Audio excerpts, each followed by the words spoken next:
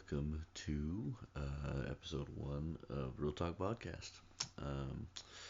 In this episode, got to talk with Haley, a good friend of mine who lives very close by, about a lot of different things, from our work to camp life to whiskey to sports, life in Texas, and a lot of stuff in between. But it was a fun time. I also didn't tell her I started recording until about half an hour into it.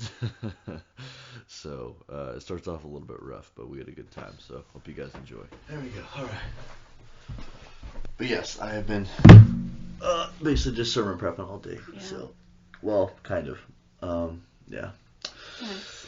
I'm like super tired, dude. I'm so sorry. I'm actually so tired. That's fine. Yeah. Oh, what are you doing today?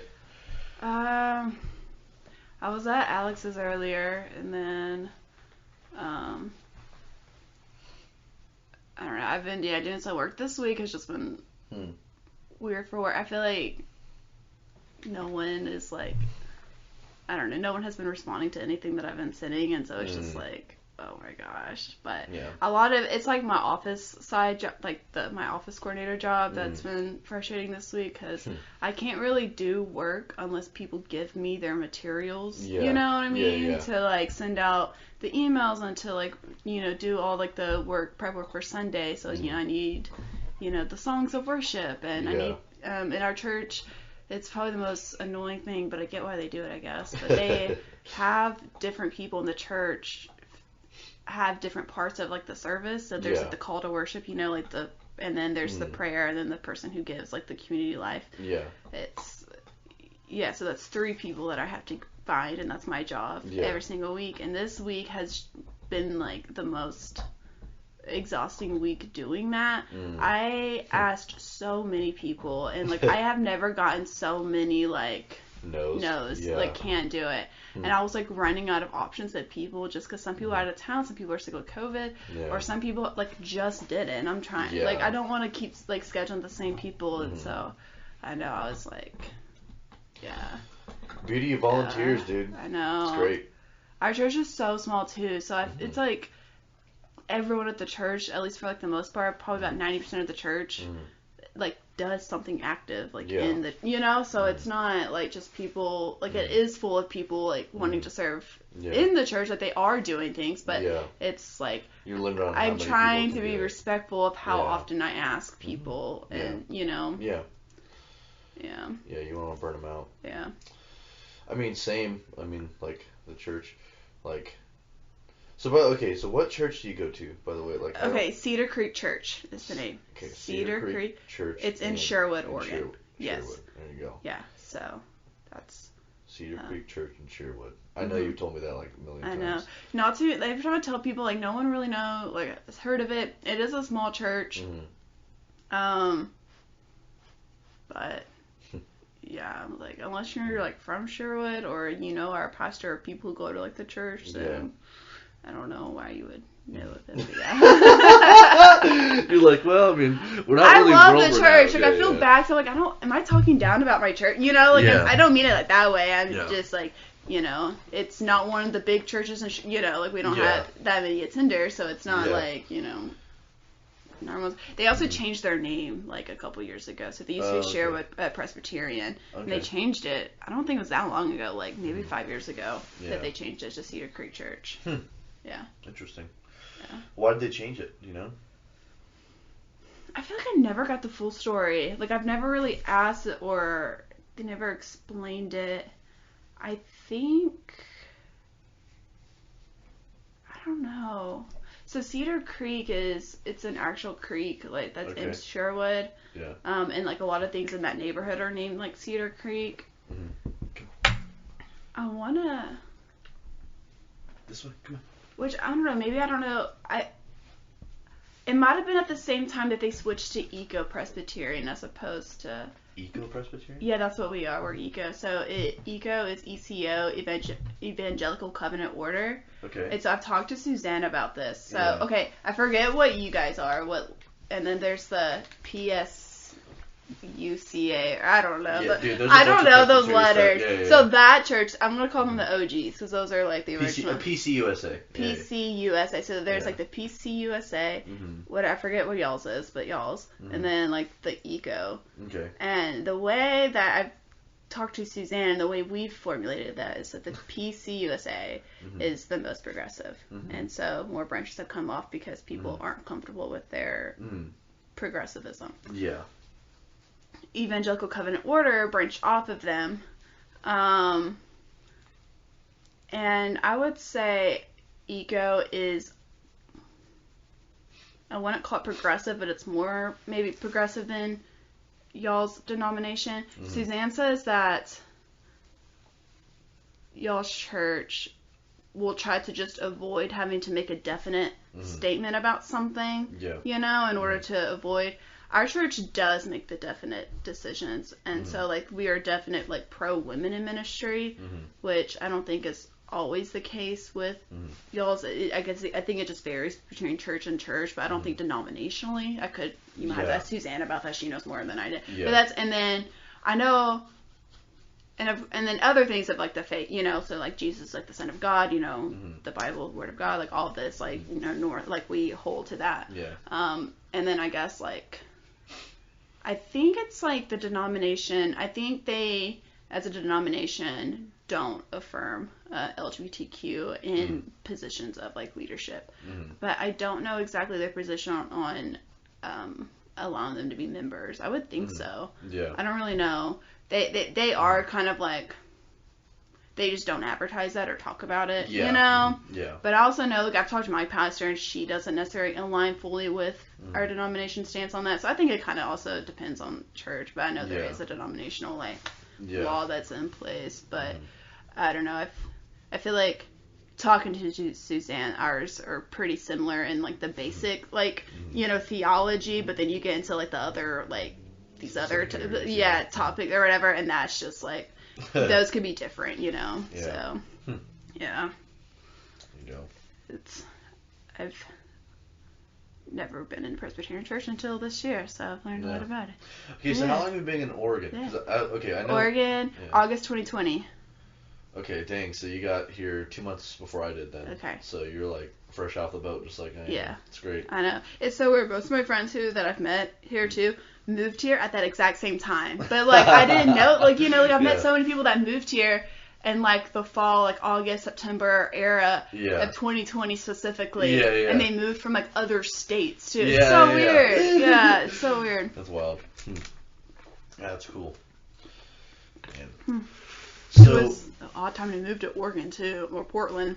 Yeah, I know. I was like, why did we all move here at this time? Yeah. Like, I thought I was being weird about it, but no, everyone did it too. I know, yeah, it's like, well, because every time, like, I told somebody that's moving to Portland, they're like, oh. I know, they're like, me dude, too. you okay? Like, is that alright? I'm like, yeah, I'm fine. Well, like, no one, I knew I was moving to Portland for a long time before. Like, that had been my plan almost a year in advance. Like, I was telling people I was going to move to Portland. Wow, okay. Like, so I knew that. Like, I remember being at Glorietta, so we were 19, and I was telling people, like, oh, I kind of want to move to Portland, Like, really? It was like I knew I wanted to move here.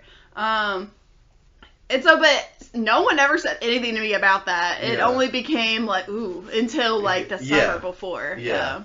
So why did you like want to move to Portland? Like for so long? I wanted to move to the Pacific Northwest. I felt like I wanted to go somewhere and do ministry. I didn't want to be in Texas or do ministry in Texas for sure. No.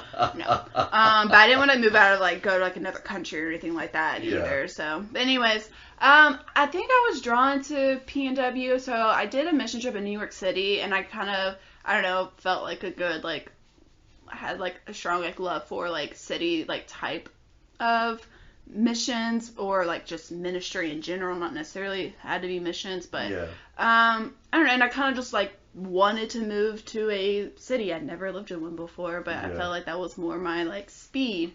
But I also, I guess from Glorietta, that got me really into the outdoors and wanting to be in that. And that just the P&W was kind of the perfect spot for that. And so I settled on Portland because I went and I was talking to one of my professors in school about seminaries that were somewhere in this area anyway, P&W. And he's actually from Tigard. I knew that he was from like the Portland area, and then later found out he's actually from Tigard. Yeah. But he was also, I went to him too because he was a huge advocate for students going to seminary, so he would hold like seminary seminars, which is kind of fun. Seminary seminars, I know. But he loved being able to help students get plugged into seminaries, and was like a big advocate for that and stuff because he loved seminary. So, anyways, I went to him to talk if he had known any, and so he had brought up or mentioned Portland Seminary, which I'm thankful he did because like being in Texas and Google searching seminaries, I was like, I wasn't getting anything, and I was like, I know that there's stuff up there, but I know it's not because algorithm, it's not going to pull up on my feed, and it's and it would never have pulled up. But anyways, I remember sitting in his office and we looked at Portland Seminary and we're going through all their values and beliefs and like all their programs, and like everything was just like a match for exactly what kind of school I wanted to go to. Because I was kind of denominationally homeless, and that was kind of my biggest concern going into seminary, or not biggest, but one of the things I was like, it's gonna be kind of like a drag of having to go to like another denomination, and just like like I didn't want that, but didn't know that it was possible that there were seminaries that weren't affiliated by a specific denomination, and Portland Seminary is represented by 34 at least I think denominations, which is really cool. And then they're obviously affirming of like women in ministry and all the other like good stuff. Had a really strong emphasis on spiritual formation, which is like what I was like kind of wanting to go into. So anyways, it just kind of checked all my boxes, and because of Portland, it being in Portland, that's what made me want to move out here. So but I know a lot of people back home are like under the assumption that I'm going to move back home or move back to Texas after I get done with school. And it's like, I don't know how to explain to people that it was like, I didn't really move up here for school. Like, school's what, like, led me to the area, but I wanted to move up here to, like, have, like, enjoy my own life, Yeah. Interesting. Dude, it's kind of a wild, man. But not knowing it. Well, I mean, obviously we haven't really talked about it, so. Yeah, I know. Yeah. Talked about a lot of things, so. Yeah. What were you telling me? Because I know you're connected to where you work now.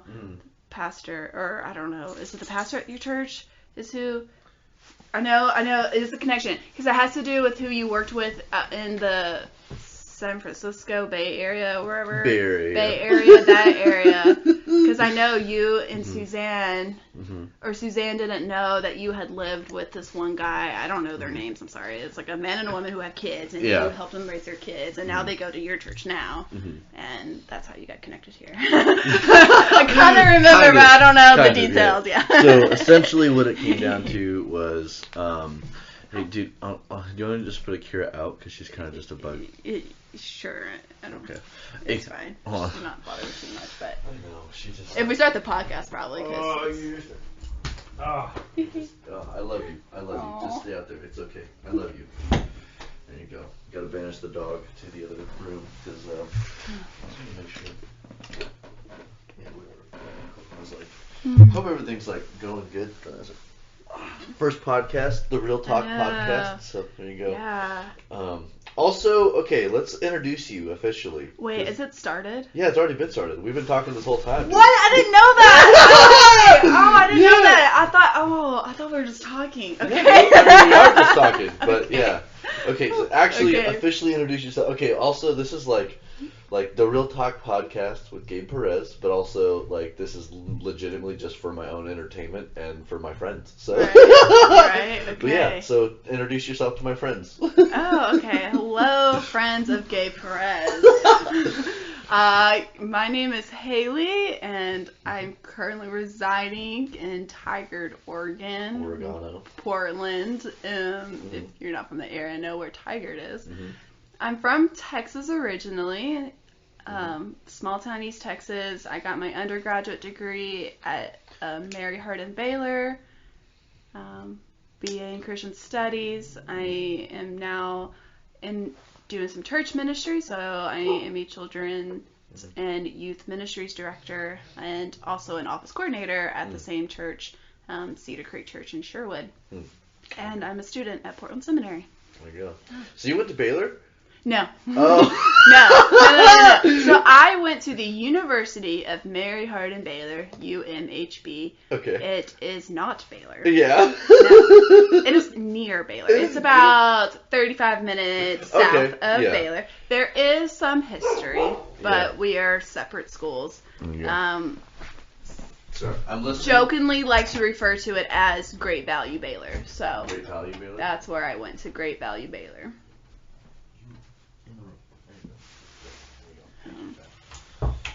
Great Value Baylor. Right. That's so smaller university, just Baptist University. Yeah.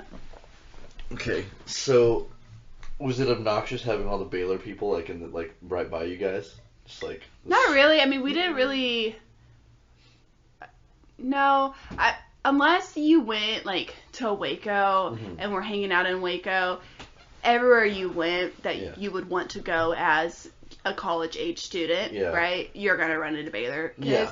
So, but I would never say they got they weren't obnoxious. No. Yeah. It was fun making fun of the stereotypical ones. You know, you'd be at In-N-Out Burger and there'll be a whole sorority girl you know, in their dresses about to go to formal at the In-N-Out Burger. Yeah. And so it's just okay. It was just weird. Yeah. Yeah. It's hilarious. Or I don't know, the dudes wearing polos who's daddy gets them out of everything kind of situation. So nice. Right, yeah. So, but no, they weren't obnoxious or anything. It was. Well, the reason I ask is because whenever I was at Glorieta, so that's obviously our major connection is Glorieta, New Mexico.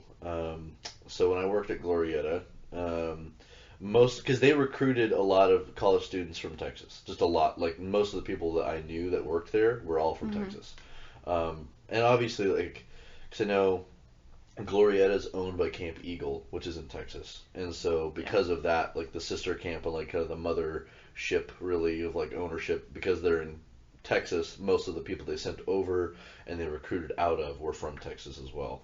So most people I knew were all just from the same place. And it was oh, cool, they're from Baylor. And all the people I knew from Baylor were all ooh, sick 'em Bears. I'm okay, cool. I literally have never, I was honestly, and the thing is, the only thing, I like college sports, but the only people I ever really cared about was Notre Dame and there's Bama, who used to win everything for football. Oof. And besides that, I'm just I really don't give a... There's too many college teams. I don't care that much. I mostly cared about professional. You're also from, New Mexico, where there really isn't, exactly. a good college team. There's UNM. There's UNM, that's a joke of a school. Their sports are at UNM, they're just atrocious. They're horrible. Right. And the best we have is basketball, and every time we get anywhere, we choke. So it's just UNM sports is a laughing stock of anything. But anyways, it's a D1 college, so they play D2. So let's just, anyways. Anyway, so just local Albuquerque kid frustrations in me. But yeah, so most of the people I knew that worked there were all from Texas, and so the only people I ever met that were from Baylor were from this random school that I never even knew about, were these obnoxious Baylor people that were just ooh, sick 'em Bears, every 5 seconds they could. And I was this is obnoxious as everything. It was not about it, so yeah. I could see that. I would say the worst of all the Texas schools are A&M people. Really? And I only know one person from A&M. That's hilarious. Okay, so why are they the worst, though? What do you mean? They're very cultish. Legit cultish, or you you're I wouldn't be surprised if there was a legit one occurring, but that's their... They're die hard.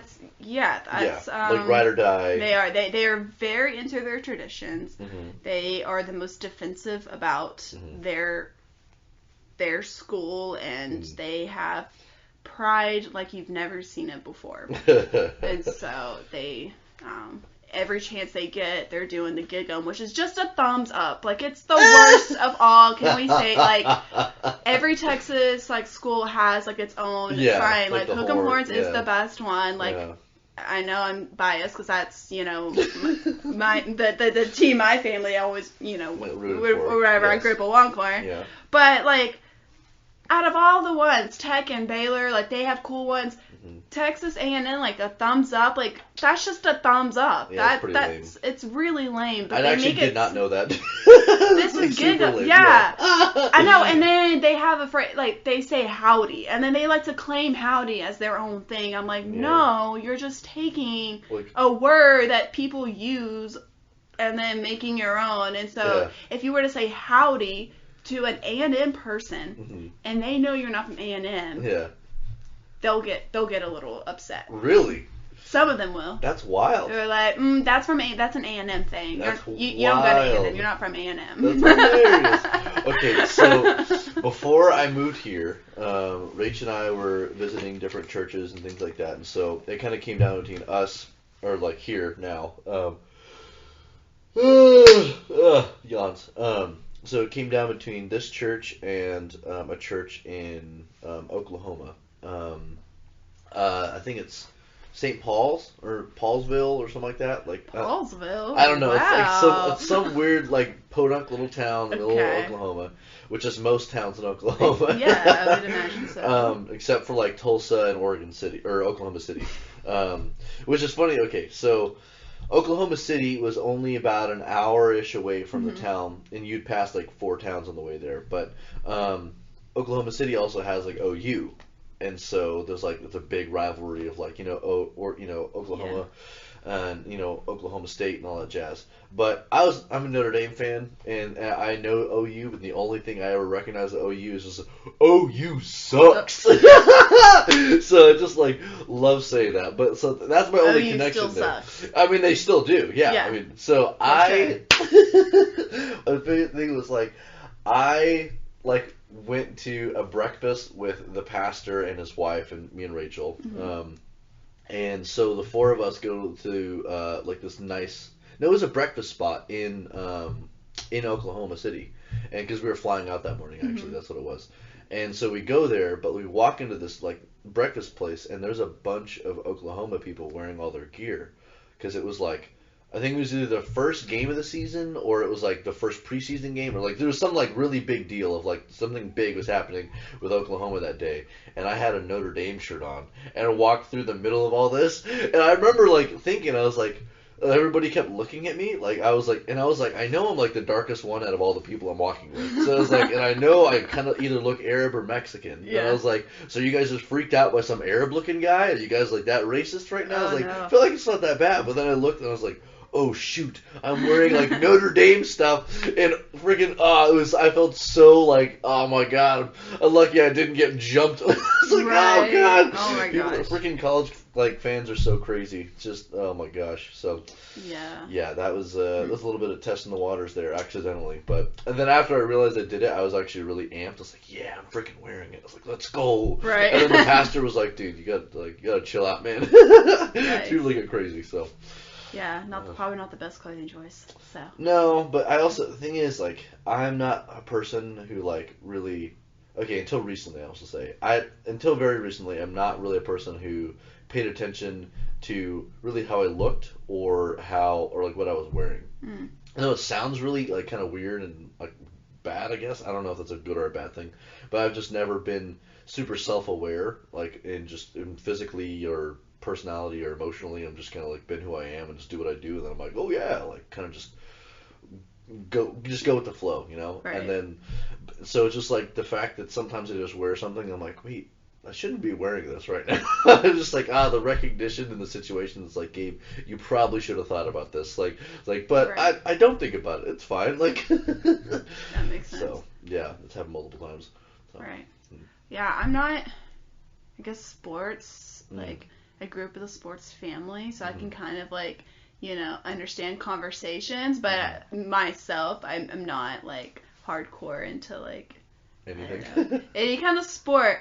But when if I'm going to, someone's house and they're watching like a football game, or if we're, going anywhere, doing something involved around watching some kind of sport. Yeah. I just feel the need to be sporty. Yeah. In that sense, Yeah. So like, events where it's, people are wearing jerseys or supporting their team or whatever it is, I want to be involved. Yeah. But the only thing I own is a Texas Rangers Beltray shirt. Okay. And it's one of my favorite t-shirts. Yeah. Because I got it in a thrift store for $3 and I bought it like 2 days before Beltray retired. So I feel like it is a pretty cool shirt. Yeah, that's sick. And it's just a very basic, t-shirt, blue t-shirt that says, Texas, and has like the name on the back. It's not like anything extra or fancy. Yeah. It's just the very classic Texas Ranger t-shirt with Beltray. And he was a very,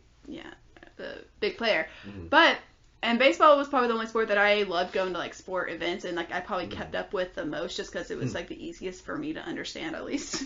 Really? And, like, tickets were cheap, that's true, so, anyone could go cheap. to a baseball game. So, like, I, probably went to a game almost every single year. They're really fun. I love baseball games, and especially at the Texas Ranger Stadium because they have probably some of the best food I've ever had. Really? Amazing. I would go there for the food. Food. Almost any stadium I've been to has been like horrible. I mean, it's like it tastes good, but it's horrible for you, or it's like kind of crappy. Oh, it's very bad for you for sure. But it's so delicious. Like barbecue fries are just like. Oh, like that's so just so good. It's, oh my god. Right, yeah. So it's good quality. It's not just like cheesy nacho cheese. I don't know, like crappy. Whatever. Okay, so like So anyways, long story short, I wear that t-shirt no matter. It's probably not even baseball that we're watching, but I will wear that t-shirt just to feel sporty and included. Respect. I mean, if that's what you got, then rep it. Fly your colors high. Yes. Okay, so what is your go-to like? If you were to like, just any generic stadium food, what's your go-to like if you had to get like drink, alcoholic, non-alcoholic, and or like a dessert or just something else to go with it? What would you get? It depends on the stadium. I feel like everything has its own food. I think I would rather have like loaded fries as opposed to like loaded nachos, So you think of like what would be on like a loaded nacho, but put that on fries. Yeah. You know? So maybe with some like meat or like garlic, jalapenos. I think too, I'm really weird with cheese, and sometimes when cheese gets hard and it sticks on the chip, I don't like it as much. But like if it's on a fry, it's easier to take off. I don't know why I think like this, but it's true. And sometimes a lot. So specific about cheese. It is. I'm weird about cheese. I don't. Okay. That would take a whole other podcast for me to have to explain my relationship to cheese, but I would rather have, anyways, a loaded cheese fry than a loaded nachos. Okay. That's just how it is. But yeah, I love just a bunch of stuff and flavors like all into like one. Shoved into just one like thing. yes, So like a that's gumbo. probably what I'm going for. Yeah, I'm going, and you know why? Because that's the most filling. It has protein, it has vegetables, it has flavor, variety, as opposed to just getting like a hamburger or like popcorn or I don't know anything else. I feel like I'm getting the most for my buck. That's true. That's very true. I'm getting a meal. I'm getting satisfied. And you could share it with someone else and still get pretty full. That's true. I guess, honestly, I feel like I haven't been to too many sporting events since being 21. So, like, when I'm thinking of going to sporting events, I'm, like, not even really thinking about drinking alcohol because I just haven't really, I've only been to maybe 1 or 2 sporting events since being 21. So I haven't really explored that arena much. There's not much if it's there. in Oregon, I'd probably get, like, a beer just because I like the beer up here. But, I don't want to pay $10 for a Miller Lite in Texas. Like, I'm not about to do that. But you pay $10 Not in worth Oregon, it. right? I'm paying $10 for a good beer, yes, for a beer on tap or something, but not for like a bottle. I don't know, something in Texas. It's not that good. So I don't know. Maybe Texas, I'd go. They have like a margarita or something. I'd go for that. Okay. Yeah. See, I've honestly margarita tastes really good, but I've only had probably 3 in my whole life. Really? And I Frozen or on the rocks? These are very different drinks. Frozen. Okay, because I'm thinking frozen. But in Oregon, they don't have that. They only have margarita on the rocks. What? It is so hard to find frozen margaritas here. And when you do find them, they taste... I don't know if I can cuss. But they don't taste good. Say how you're going to say it. I don't care. Just go they for taste it. like shit. Yeah. Because some of them are made, they're not even made with tequila. Some of the frozen ones at restaurants will be made with wine or something. What? Yeah, like Mexican restaurants here that don't want to get like a liquor's license, so they'll make their frozen margaritas with wine, or maybe they're just being cheapos and they'll do it. And then some of them, they just don't taste good. Like Keaton and I went to this margarita, it was called the Margarita Factory. Yeah. In Beaverton. It's like a really nice place. They had like really great options of like tequila, like nice tequila. Yeah. And we get the frozen margarita. Frozen margaritas are made in a machine. Mm-hmm. I don't understand what's so hard about putting ingredients into a machine and turning the machine on. Like, that's all you have to do. You don't have to, like, do anything with your hands to craft this drink. You put ingredients. And it felt like everything, I was like, there's not enough wine. I don't really taste any alcohol. I don't really taste any flavor. This just tastes like frozen rocks. Like, it was missing like, it wasn't very strong. It wasn't it just wasn't a good frozen. It's just bland.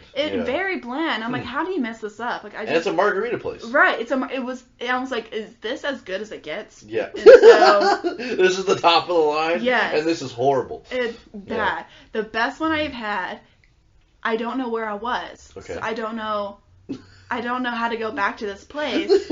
So you were that many margaritas in? No. What happened was, it was for my birthday. I was with my sister and my friend Keaton, and we went to I don't know if you know McMenamins around here, right? Nope, no idea. Oh my gosh, Gabe! Dude, I don't go anywhere. I literally. McMenamins is such a staple. It's like they have, it's like a restaurant, but then like they have so many locations, and this one in particular was in an old school. So this is McMenamins Kennedy School, and it's actually a hotel. So they rent it. Canadian school? Kennedy, okay, like J.F. Kennedy. Gotcha. Kennedy. Kennedy. Anyway, so yeah, this one it's an old school, and then they built this hotel and the McMenamins own it, so it's like their restaurant in a hotel. Yeah. So it's actually really, really cool. So it looks like you're in like a really old like 1980s like school. Like they don't like renovate much. If there's like creepy old, or not creepy, but old photos that like kind of look creepy. I mean, they're creepy. Right? And then they have a detention bar and an honors bar. Inside. And so, anyways, I thought this would be really fun. So we went on my birthday. This just so happened to be the week where there was a mistake in the COVID numbers. So Kate Brown accidentally, I don't know, there was a whole like lockdown that we had to go through, and then they realized like, oh wait, we got the numbers wrong. Never mind, we don't need to do this. Oh, so it was during this weird time. So it was only for a week.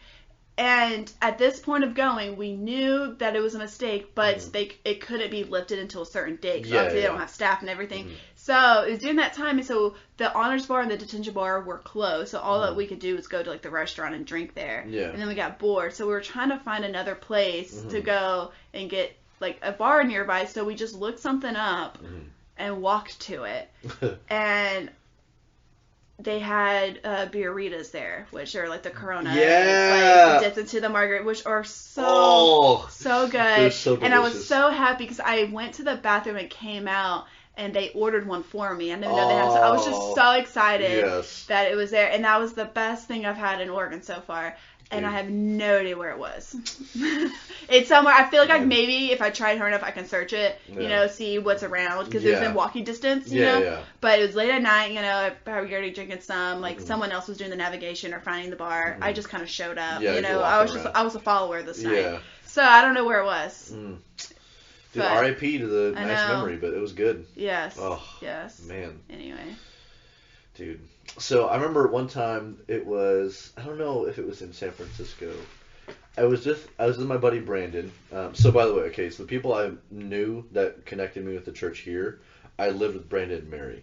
And Brandon and Mary are Bruce's I daughter remember and this son-in-law. now because when you told me so much about them, and the whole time I thought you were saying Brandon Murray and not Brandon and Mary. So I thought you were talking about one person. No. Yeah, I remember this. I remember the story. Brandon Mary. I thought that's what you were saying. So. Oh my gosh. Okay, so Brandon and Mary. Yes, Brandon and Mary. Okay, so I will admit that I do talk fairly quick, and sometimes I just slur my words together, and sometimes I don't even realize it until I hear myself later. Yeah. Like I'll like be sending a Snapchat to like one of my friends, and I'm like typing out what I'm saying, but then like while I'm listening to myself while I'm typing, I'm just like, oh yeah, blah, blah, blah, yeah, and I'm like, okay, you gotta like enunciate, bro. Like, come on. Right. But similar thing happened with there's a couple that I met and like they ended up getting married later on. But they were together when they were in high school in Hawaii, and then they had her mom and stepdad lived in the Bay Area. So whenever I was in California, and I ran a young adults group, and so Jacob was the guy.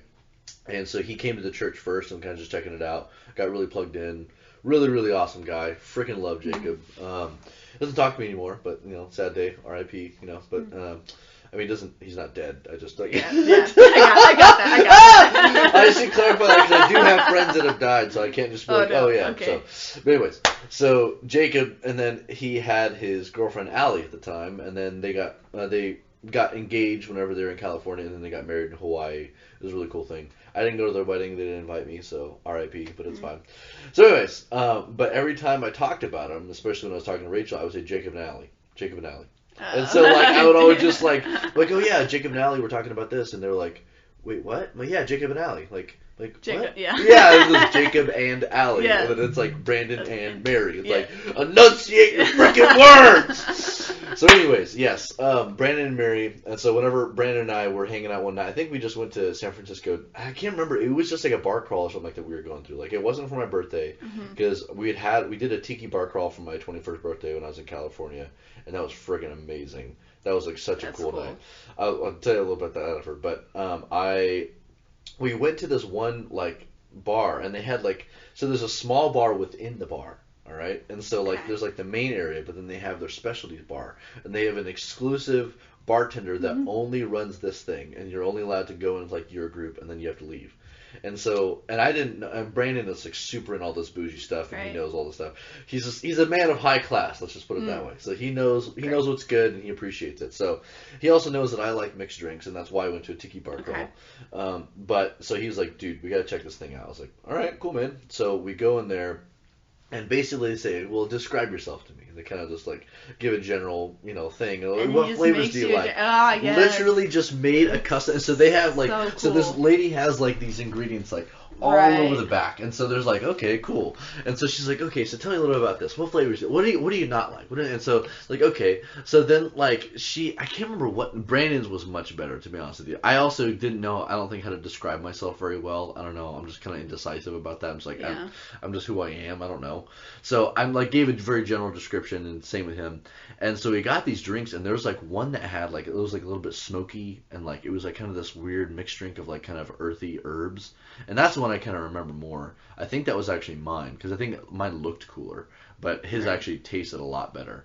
But it was like this, and it was like this custom little plate with like these little things cut up. That's and like, so cool. I was like, oh my gosh. And the drink cost like $25, but I was like, I got oh my gosh. No, it was like a really yeah. I bet it was a good drink. Oh, it was really good. I mean, it was good for what I got. If I had gotten that same drink and not had the whole experience of it, I'd have been like, this is complete garbage. Like, I'm pissed. But the experience with the thing and the aesthetics of it, I was like, this is really cool. And so cool. I remember Brandon one time, like we were playing Xbox, and he was like, hey bro, do you remember that one time we went to that one bar? I was like, got those really cool custom drinks, and I was like, oh shoot! I was like, I forgot about that, bro. But it was like one of those things you talk about, like you don't really remember where it's at. Yeah. You don't remember how you got there. No. You don't even know the full situation. I mean, you know the situation led up to that. Yes. For me, all I remember is just that one spot. Like I remember walking into this tiny little nook, and it was just, we're just standing at the bar, and we waited like half an hour just to get these drinks. Because she was like making it all together, and I was like, oh, it was so good though. I was like, dude, good. prime drinks. Those are cool. I love places like that because sometimes when I go to bars and there's not like a menu where they have like specialty drinks, like I don't know always like what to order, you know? Yeah. Like I love mules, but I'm also like sometimes like if it's a place, you know, you go to those places where it's established for fun. Like, it's a cool place to be. They have maybe some activities or things going on or whatever. Those are not necessarily going to be, you know, your best types of drinks, right? No, like, they're not, you're there for fun. The drinks are just casual. Yeah, they're generic. Casual, generic drinks. I never know what to order, so I feel like there's nothing that I love enough. Because mules, I've been to places where they just don't make them good. Yeah. You really need to make a good mule, even though it's pretty basic ingredients. Yeah, it's very basic, So, you know, I do get like a vodka soda, but now I'm starting to realize realized I don't even really like those. Like, they're just like, they taste like nail polish, Yeah. and it's like, I don't really like this, but Yeah. I don't know what else to get, because Yeah. I don't like cranberry either, and so I don't want like a super sweet like cranberry mixed. Yeah. I don't know. Yeah. Like, I get so stressed when I go to Yeah. this place. It's like, I Yeah. don't, like, I want something like fun to drink. Yeah. Yeah, and I can't. It depends on what I'm doing that night, because I can't do mixed drinks and beer at the same time. That's what makes me get sick. Nice. So There you go. I can't do that. Okay, so let me ask you, do you like whiskeys? Like a good whiskey? I love whiskey. Okay. I used to hate it. Keaton got me really into whiskey, so she Okay. became a whiskey drinker, and then I wanted to be really cool. Mhm. So I really got myself into liking whiskey just so I can be a cool girl. Okay. All right, I'm gonna tell you what right now. You're gonna stay here, and this is okay. So I'm thinking this might be a tradition. I don't know. This is Do not you have gonna. whiskey? I have whiskey. All right. Oh. So for me, like, I love whiskey. All right. And the thing is, I don't necessarily want to make this tradition because it's so limited. But you're my inaugural person. All right. So Okay, this will be a okay. celebratory.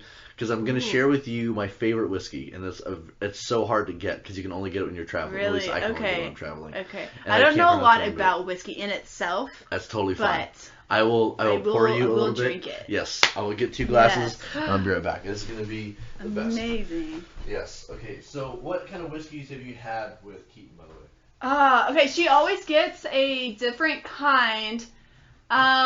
We started off, like, when she first moved here, she got this insanely big thing. It was really cheap is why she got it. I think it was called, like, Black Eagle or something. It wasn't the best whiskey, but it tasted good with cocktails, you know? Yeah. And then I'm trying to think about what I liked the most. I think Four Roses was good. Mm-hmm. Oh, I know Mitkers. Mitkers. It's like MITC. It's not Mitcher. I can't remember if it's Mitchers or Mitkers or whatever. Mm. That I think that so far that's been my favorite because I can just like drink it like straight. It tastes good. You know, it's not too much. I think Yeah. the Four Roses was like kind of strong for me at that point in time because I wasn't Super to used to drinking it? like good whiskey. So yeah, There you go. but There you go. yeah. Okay, so this is a single malt. It's an Islay single malt Scotch whiskey. Okay, and I do not know how to pronounce it because Okay. it is obviously a huge. It's a Gaelic name. But Yeah. Habhan. Yeah, I think it's Bunnahabhain. Bunnahabhain. Bunnahabhain. I think Okay. is what it is. That sounds But better so than what I said. the Isle of Islay is essentially it's an island in Scotland that like most of the smoky whiskeys in the whole world are made in that place. So Okay. I think there's only like 9 or like 13% of all whiskeys are smoky, and most of them are made in the Isle of Islay. Because they have they literally put like peat in their like stuff, and peat is just a very smoky. You can like get a peat log and actually Yeah. like put it in your fireplace, and it's like super smoky and but it gets like this nice aroma. So they put that in their whiskeys. This one is actually not really that smoky, believe it or not. It has a slight smokiness to it, but it's actually very smooth and just so enjoyable. It is a little strong, so I will say that. But I freaking love this whiskey, and I'm only gonna pour you a little bit because Okay. for one, I'm it's excited. Where'd you get it at? Did you get it here or the airport. Actually, Airport. Okay. I could only because it's a limited edition travel exclusive. Yeah. So like I can literally only get it when I'm traveling. Okay. So they don't have it in stores, and I've tried to order it online and I cannot find it. Like I can Right. find this type of whiskey. I can literally look it up and get it, Right. know what the brand is, but I can't order it. For whatever reason. Okay. So I don't know. And maybe I'm missing something, and somebody Yeah. one day, God willing, this podcast gets big. I doubt it ever will, but someone can give me this. So What I like about whiskey is it's like the alcohol that makes me feel like not like trash, because Yeah. sometimes you drink too much tequila or too much vodka. I can't. Rum is like absolute no. That trashes me up. But whiskey, I can drink whiskey all night and feel fine. yeah, like you feel okay. I feel about it. fine, and then I don't wake up with a hangover or anything Yeah. like that. Like it's a very trustworthy alcohol. It's a very trustworthy. It is. So, like, I know I can drink it, and I can Yeah. drink as much as I want, and not wake up not feeling like trash. Because Yeah. sometimes that's like the worst feeling. But whiskey, I've never felt like trash while drinking it. That's good. Yes. That's good. Okay, so let me ask you, do you know how to properly taste whiskey? No. Oh my gosh. This just reminds me of a funny video that Keaton always makes me watch. So Okay. if you ever have her on this, make her watch it with you. Okay, I will. But it's something like you like smell it. Mhm. Do you like whirl it or Okay. no? Do you taste it on your tongue first or? Okay. I get so, it confused with wine. Not gonna lie. I think that's one thing in wine you like do Yeah. this little. Thing. Okay, so I mean Yeah. you can. So essentially, Okay. I mean you can't. So what you kind of want to do, at least the way I have been taught Mm-hmm. to taste whiskey, is you kind of swirl it just a little bit. And so what you're gonna do is so you're gonna swirl and then you're gonna inhale and hold, and then so you're gonna hold that breath and then take a sip and let it kind of roll over your tongue, still holding your breath. Mm-hmm. And then exhale. So as you're kind of doing this, so because when you Okay. inhale, you kind of get more of it in your sinuses, and then Yeah. it goes over the tongue, and you actually get a fuller flavor with everything. Okay. So yeah, this is just straight as it is. So you just Right. swirl.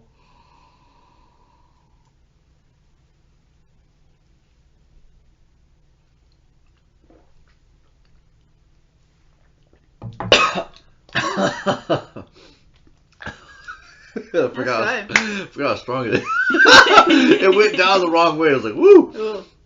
Oh, Oh, that's good. Okay, I've never drinking it like that, but yeah. that helps. Well, for one, yeah, because it actually gives you a lot more of the flavor. It's It not just like a does. strong like alcohol Yeah, taste. yeah. I No. feel like I can like actually taste it. Mm. Mm. Mm. This is gonna be the grossest sound when someone's listening to this. Just like this nice mouthy Right. thing. It's gonna be great. I like it. Mm. I don't know, it kind of has that same feeling in your mouth after you eat like spicy food and then your mouth gets like all nice and warm and cozy. Yeah, you know what I mean? yeah. It's like that same cozy warmness that I Yes. feel in the back of my throat. Yeah, Feels no, good. it definitely is a. You know what? Next so time I good. have it, because I know whiskey's really good when you have sore throats, and so I'm like, Is it? Mhm. I did not know that. There Yeah. you go. So yeah, when you have like sore throats, you want to do, like lemon and hot teas and, Honey and stuff. honey and all that. Whiskey is amazing. So whenever last time I had a sore throat, I got honey citrus mint tea from Starbucks. Okay. Those things are like, it has like, lemonade and honey and, good teas. And it's like, it's also called medicine ball. Okay. But it's really good. Yeah. So I ordered one of those and then I poured whiskey into it and Really? drank it. Yeah. It felt Okay, so amazing. so is this a scientific proven thing, or is this just a... Okay, with sore throats, there isn't really medicine. Like the best way to treat a sore throat is with Yeah. just like home remedies. And so I know I don't know what whiskey does, but I know, I don't know, maybe you can look it up or see the science. I would Let's not see be it. able to show it to you. I'm curious I know now. it's one of the things my mom had suggested to me, to one of the things to to drink or whatever to help the sore throat. And I Yeah. don't know if it's something, because sometimes I feel like this when I do have a sore throat. I will drink all the right things, and it doesn't necessarily heal it, but Yeah. it makes it feel better. Yeah. And so maybe that's just what it is. It just helps relieve the pain until the sore throat goes away. But Maybe. I don't know if it actually heals it. So it says whiskey is an effective decongestant. The alcohol dilates the blood vessels. The steam from the hot beverage works with the decongestant benefits of the alcohol and makes it easier for the sore or for mucous membranes to deal with a nasal congestion. Whiskey can also relieve aching muscles and soothe the sore throat. So there you go. Cool. This is according to Caring Senior Service, Nice. which is a very odd website to have whiskey All right. as their. So if you ever have a sore throat, I know. get yourself some whiskey. Here's the medical advice. I From, know. For the podcast. all my friends, if you ever need some right. or some remedies, then Yeah. there you go. But Have you been? Okay, you have been to Symposium, because I remember I went there with you in Tigard, at least the coffee shop. yeah. Down there. Mhm. We went so there. it's a coffee shop, and they have like a whiskey section. So they do. Yeah, have I've seen that. So I think it was different before the pandemic. I know they've had to cut their hours and timing and all that. Yeah. But the so they have 2 locations, and their main one, or the first one, is in Sherwood. And I really like that location. I don't know if you've been to the one I up have there. not, It's very, no. it's like a renovated house. It's just very Oh, homey, yeah, and yeah. they have a good outdoor area that has heaters in the winter time. But me and Keen would go there a lot during the pandemic. There was only a few places that you can go to that were open. But on Friday nights they would have their whiskey night. So from 6:30 to 10 they would be open, and Ooh. they would have they'll serve whiskey, but it's also a coffee Yeah. bar. So they also have other drinks there as well, but this is special, for them for selling whiskey. But if you ever wanted to go on a Friday night and just a chill night drinking whiskey, I haven't been in forever. Yes. I used to go more often, and now I guess I just don't anymore. But dude, let's do it. I love whiskey nights. They're so fun. Yeah. I would get whiskey sours there. They had really tasty whiskey sours because I was kind of, I wanted to start drinking whiskey but wasn't sure what I liked yet. So that was a good option. Yeah. But then I started drinking, I guess since it is coffee, White Russians. Oh, yeah. And a podcast with me on a White Russian would be very interesting because that is my rant session. It's like when I drink those, I just don't stop talking.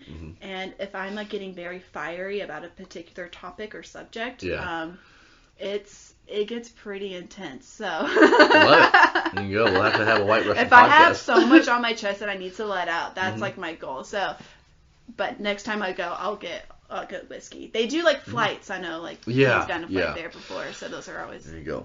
So nice. I'll tell you a story about whiskey flights after I explain that cup. Okay. So the reason the reason I have a cup with Tiggered on it. Is it Tigger? Tigger. Yeah, not Tiggered. Yeah. I'm used to my family saying Tiggered whenever they I know, they're talk about it. You live in Everyone Tiggered? says, Keaton said Tigger for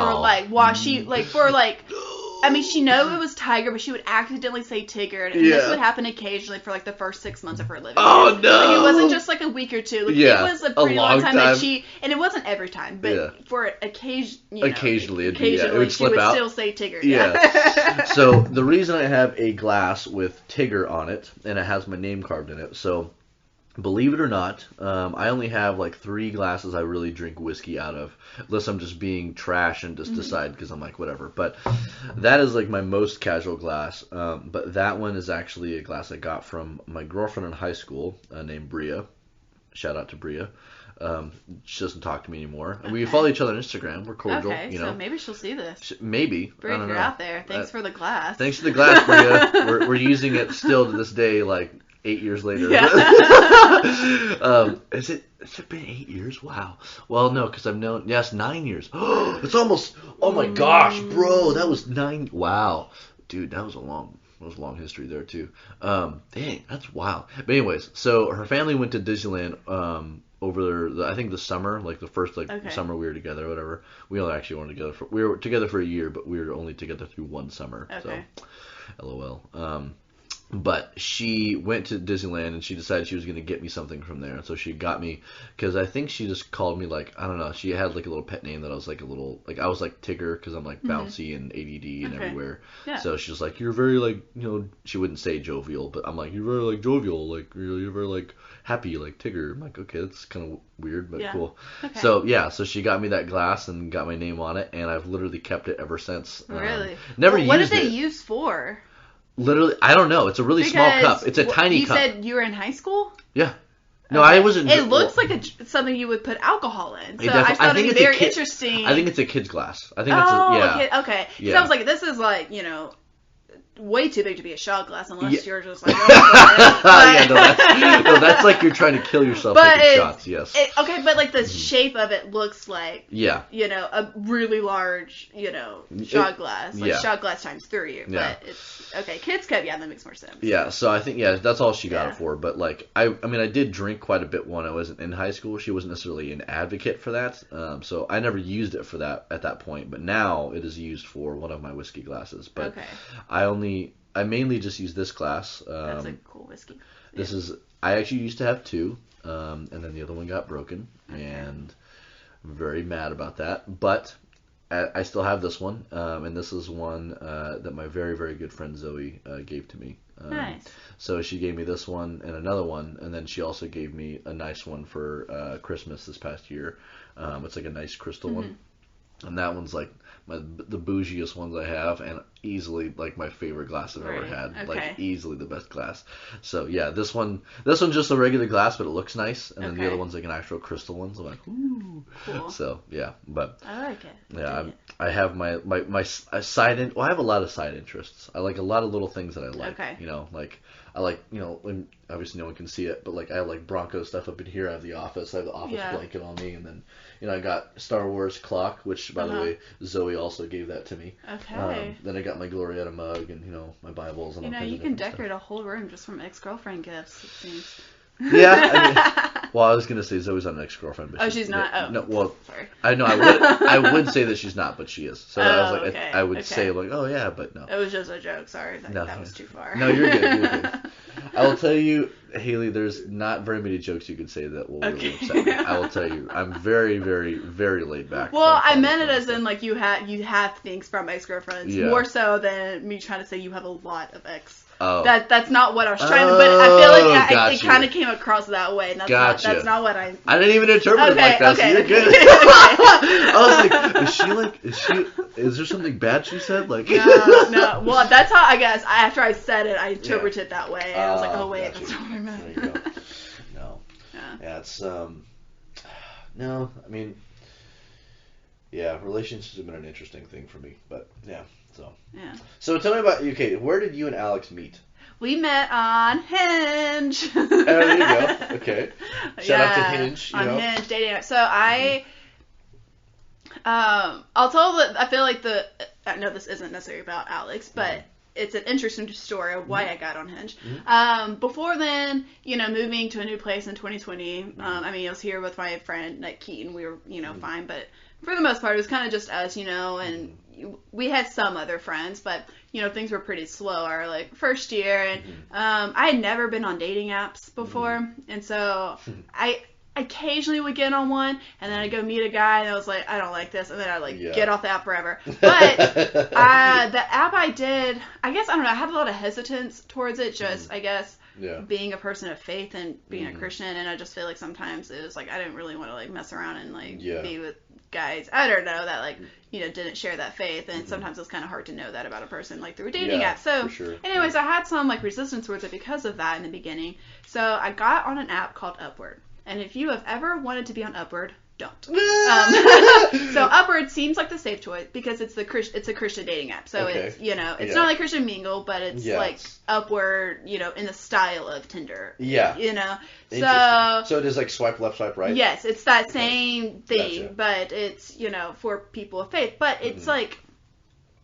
Because it is a little bit, because it is Christian, people are very denominational. So it's like you would put your instead of just saying I'm a Christian, you would put like I am a Pentecostal, I am a Presbyterian, I am a Catholic, I am a so be it. Baptist, and so people would just be and and then a lot of like the bio, like it was like not even like people wouldn't even put anything about themselves. They would just put things just about their relationship with Christ or about, what they think about Jesus. So that's all it was.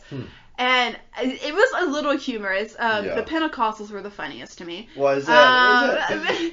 There's one in particular, and I don't know why I didn't start screenshotting these things. Now I'm on TikTok, I see women making fun of men on dating apps all the time. Like, man, I had so many opportunities to do this, and I didn't. But this one guy was like, I'm not interested in denominations that were created by man, because the Pentecostal faith is like created from like the Spirit, like it was just like, oh, whatever. It's just throw up. For I know it was just, but it was just humor because that's how how so denominational. Yeah, they were so, and it's like you had to like be with someone from your and then I didn't want to just like. There were some denominations where I'm not a fan of, and like I could see myself like getting turned off, and I was like, well, I don't want to like be like that and like judge someone based on their denomination. I like to get to know people actually, So it was a little weird, and so I stopped doing that. Anyways, fast forward one summer, me and my friends, we were kind of doing like a bar crawl like one night, and there was 4 girls, so there's 4 of us, and then there was one guy that was with us. So the 5 of us were going around, and the guy, he was, I think he was like DD that night, so he wasn't drinking all night, and we were just kind of walking around downtown Portland. We got to this one bar, and we just decided we were going to do like a speed dating thing with him. So he like did like a speed dating with all like 4 of us, and I was so nervous because I just get very nervous dating because I didn't date when I was in college.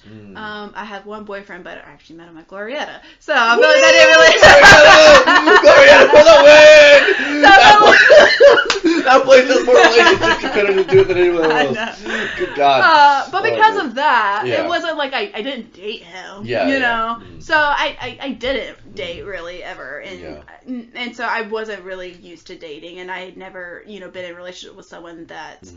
It started off because I started going on dates with them. And so that was just a very new thing for me, and I'll get very anxious. I'm just anxious in interviews or meeting people for the first time in general. So dating is like 10 times, that. Yeah. So I remember doing this, and I just remember how awful it was. I was just like, oh my gosh. Like, I was obviously, like, clearly, like, the worst one. Like, he ranked us all, and I was like, yeah, like, I did not do that. I was like, I wasn't, like, flirty enough, I just, like, I was like, oh my gosh. Like, I have got to get better. Like, if I ever want to meet someone, I really do need to be better at meeting people, Okay. And, like, dating, I think, in general, is a good way to learn how to meet people, be normal, right? Like, be comfortable. I was like, I need to be better at this. So I ended up downloading Hinge, which if you're actually looking for someone that, like, you want to be in a relationship with and not just, like, booty call with, like, Hinge is, like, a good app for that. It's, like, designed for actual, like, getting designed to be deleted. Yes, that's their slogan. Yes. It's kind of cringy, but yeah, it's true. So anyways, I downloaded Hinge, and you could put a bunch of different, like, as whatever you want. Like, you could put on your bio, like, what your political views are. There's even an option to put if you're vaccinated or not. They have all the options, and there is, like, a section to where you can put, like, your faith in general, like, if you're a Christian. Like, you don't have to say anything, so, like, some people will say they're an atheist, or they are, Mormon, or Christian, or won't say anything at all. It leaves you that option, so at least you kind of, like, know. And guys will always know, at least for me, because I'm, like, go to Portland Seminary, and I work at a church, so it's really, I can't hide from it no matter what. It was just fine. But anyway, so I downloaded Hinge, and I had it, I think, in total for 3 days, because Alex, we had started, I'd only had a conversation, or had, like, a conversation thread with maybe 3 guys. And... Man, 3 guys, 3 days.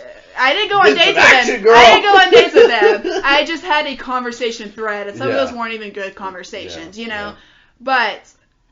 And Alex was the only one that I actually got his, like, phone number, like, from. And so anyways, we had met, and he's really good at, like, initiating things, like, actually going through with things, because sometimes, like, I have had, like, week-long conversations through a dating app with guys, and I'm just like, it comes to a point to where I just don't care what your hobbies are anymore. Like, I want to know, like, let's and so I was just like, I'm not, so I was like, okay, great, like, someone's actually wanting to, like, make legit plans, isn't just sitting here, playing games or whatever. So, I, like, less than a week after even downloading, or I think it was exactly a week after downloading the app in general, I got on my first date with Alex and met him then. So, it just really worked out for me. I know that's, like, not the case for most people, so it isn't as easy as what I'm making it sound as, because it's not that easy, but it is interesting how I came to download the app, because I got really insecure about my dating style. And then, then the next guy I went on a real date with, it ended up working out. So, anyway, that's how we met, and then went on a couple dates and stuff, and then made it official.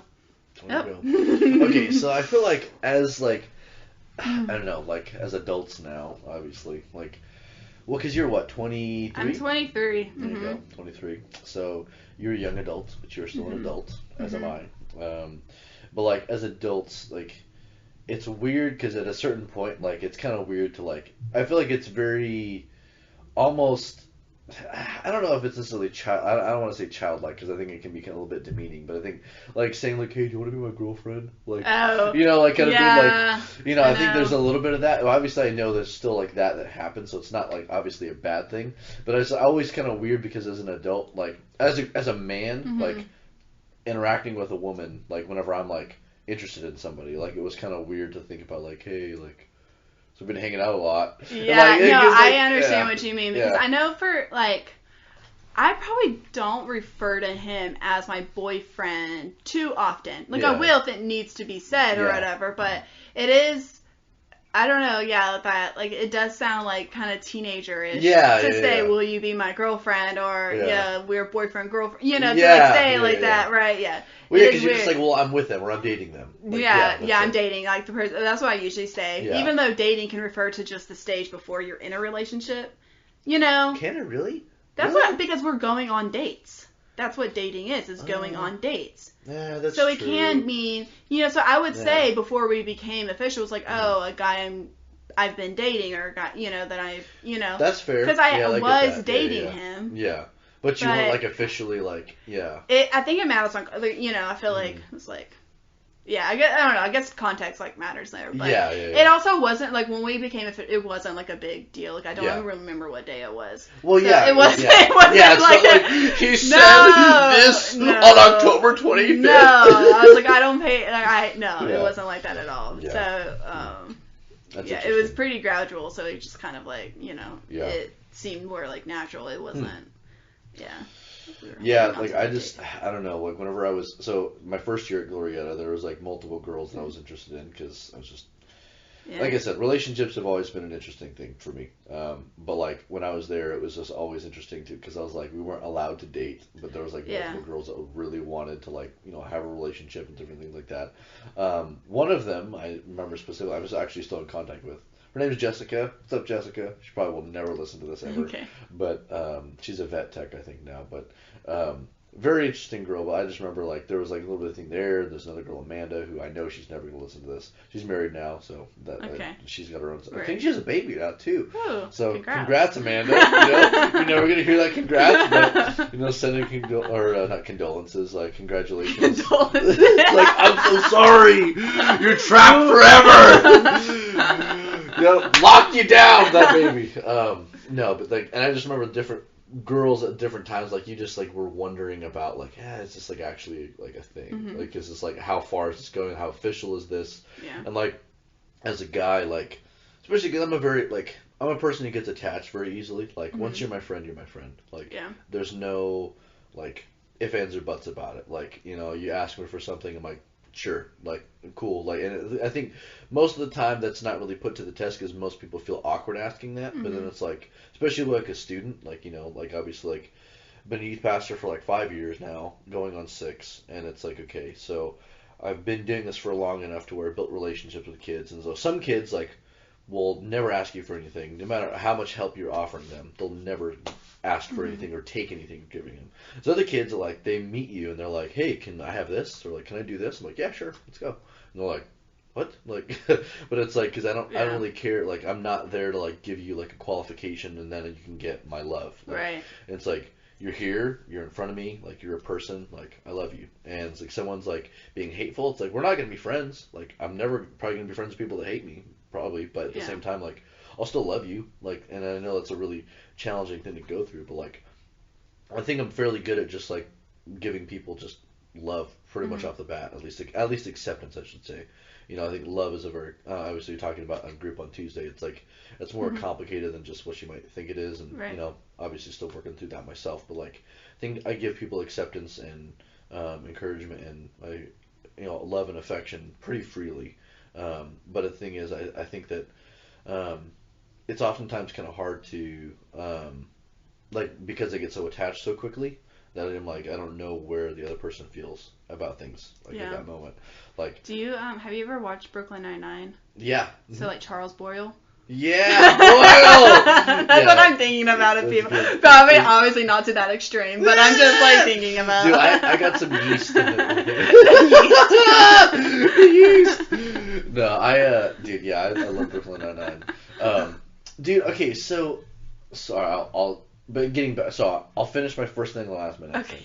But yeah, in general, it feels like there's it's a hard thing to know and gauge whenever you're, like, talking to a girl, but you just don't know where things are at, especially as a guy who gets very attached and cares about people basically right away. Like, there's, like, really no, like, I'm like, hey, we had a really good conversation. I'm like, dude, this is great. Like, we're best friends now. And it's like, Gabe, chill. Like, they probably aren't going to remember you. And it's like, but, like, I love them. Like, if they asked if they asked for my shirt, I would give it to them. And they're like, well, that's one-sided, Gabe, and that's great. I'm like, that's great. So like for me in general, and this is like part of I think where I'm at now is like understanding that like because I've had that feeling of like I love somebody and they don't necessarily return that the same way or as quickly or as much intensity, that I'm like kind of a little bit jaded and you're like kind of wall yourself off and like okay, well I'll give you stuff but I'm never gonna let you in because it's like I just feel like at a certain point it's like most people don't really care that much, so it's just like I'll give but like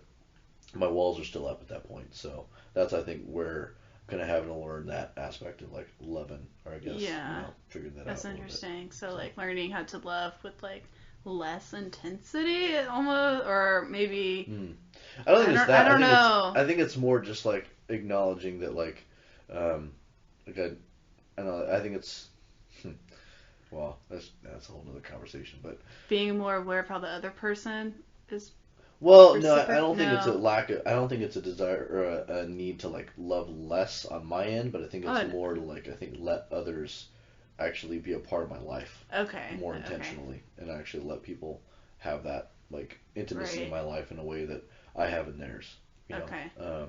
Like letting it be a two-way street and not just like I'm happy to give all I can.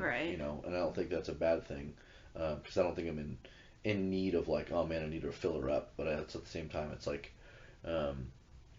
acknowledging that it's I'm trying to get emotional, it's fine, but just like acknowledging that like other people can like give you the same thing and that's okay, you know, and not expecting to be hurt all the time. So yeah, I guess that's I don't know. That's obviously I'm obviously going through a lot right now too, just in my own stuff. But it's just like I think that's just kind of where my perspective is at currently, and kind of where I'm at. But yeah. So it's good to be aware of that, and so I know that's like I feel like it's kind of hard to like change something that has been so like part of like your habit, like part of like who you are, and then I feel like those things are harder to change than changing our diet or things like that, because I feel like a diet you could see the food that you're eating, or things like habits like that, but you can't see necessarily like love, like it's not something that's tangible. Like yes, it's not tangible, and so I feel like those things are like harder because it's like it's so because you already have that habit, and like breaking a habit is like that's not not normal. Tangible, and but it's good to at least be aware, and that's like I think a good place to be. So. My first thought as soon as you said that was Michael Scott saying, "I love you, this many dollars worth." It's like a gift is something tangible that you can point to. I know. Say, I love you, this many dollars worth. Like love is tangible, Gabe. Just buy people stuff with all the money you don't have. Yes. Oh man. I was telling Rachel, I'm like, I feel like I'm like Michael Scott with a filter. Like that's like just who I am. Yeah. I'm just like if I can, if like my instinct is like just be obnoxious all the time, but I'm like, Gabe, don't be obnoxious. Like I know. I feel like the first time I watched The Office, I was just so annoyed by everything Michael did. I was just like I knew he left the show, so I was honestly waiting for it to happen. Really? And then it was weird. I don't know. I did not have a good view of I don't know. For some reason, I feel like I just watched the first time I watched The Office. It was kind of like a chore. Yeah. And something clicked the second time I watched The Office. Yeah.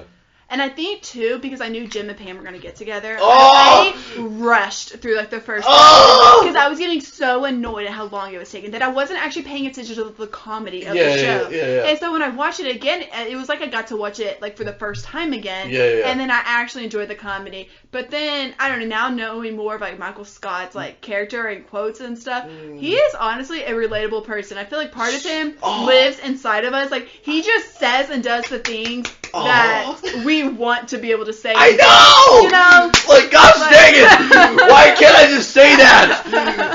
It's like, you cheated on me when I specifically asked you not to? Michael, you said it! You said it what we all wanted to say. Gosh dang it! Oh my gosh, yes. No, literally to a T. Like, and that's the thing, I feel like he is like the embodiment of who I could be if I really didn't care what people think. Like, if I had no self-awareness, which I have very little of it to begin with, and also the fact, like, if I had no self-awareness and no filter and really didn't care, it was just like, then I would say, I'm basically Michael Scott, because they're just like, there's so many things I do and say or think that I'm like, Gabe, don't say that. Like, that's gonna be so bad. And I'm like, I think it's hilarious. And I'm like, Gabe, this is not the place. This is not the place. It's like, oh, dude, like, you're a room full of Jews. Don't make a Jew joke. Like, right. And like, the inner like part of me is just like, this is gonna be hilarious. Let's say this right now. Let's say this right now, Gabe. It's like, Gabe, shut up. I know. Oh man, yeah. Love it.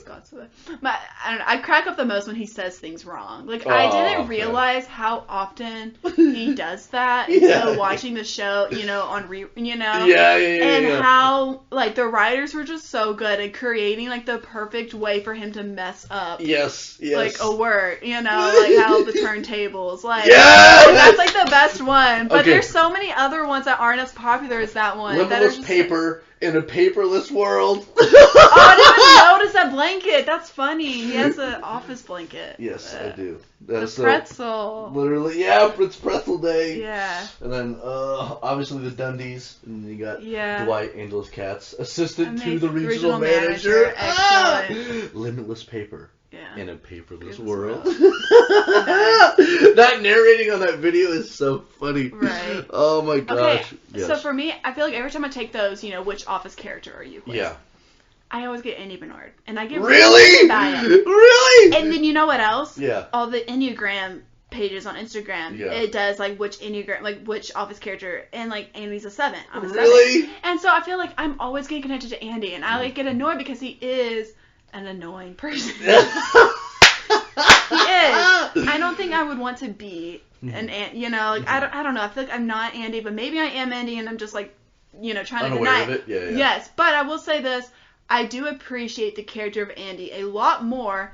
I watch the Office Lady podcast. Do you know that podcast? Yeah. So it's with Angela Kinsey and Jenna Fisher, and I love their podcast.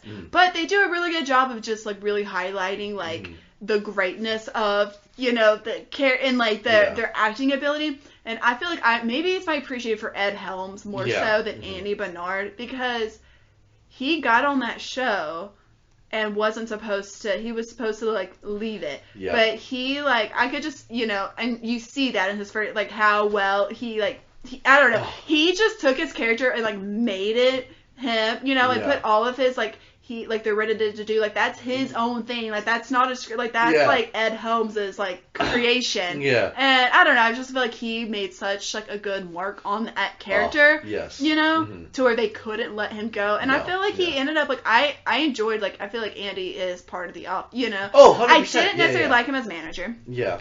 But I get it because he's the most like Michael. And so to keep the same type of, like, dynamic. I understand why they did it, you know, so I'm not that mad about it.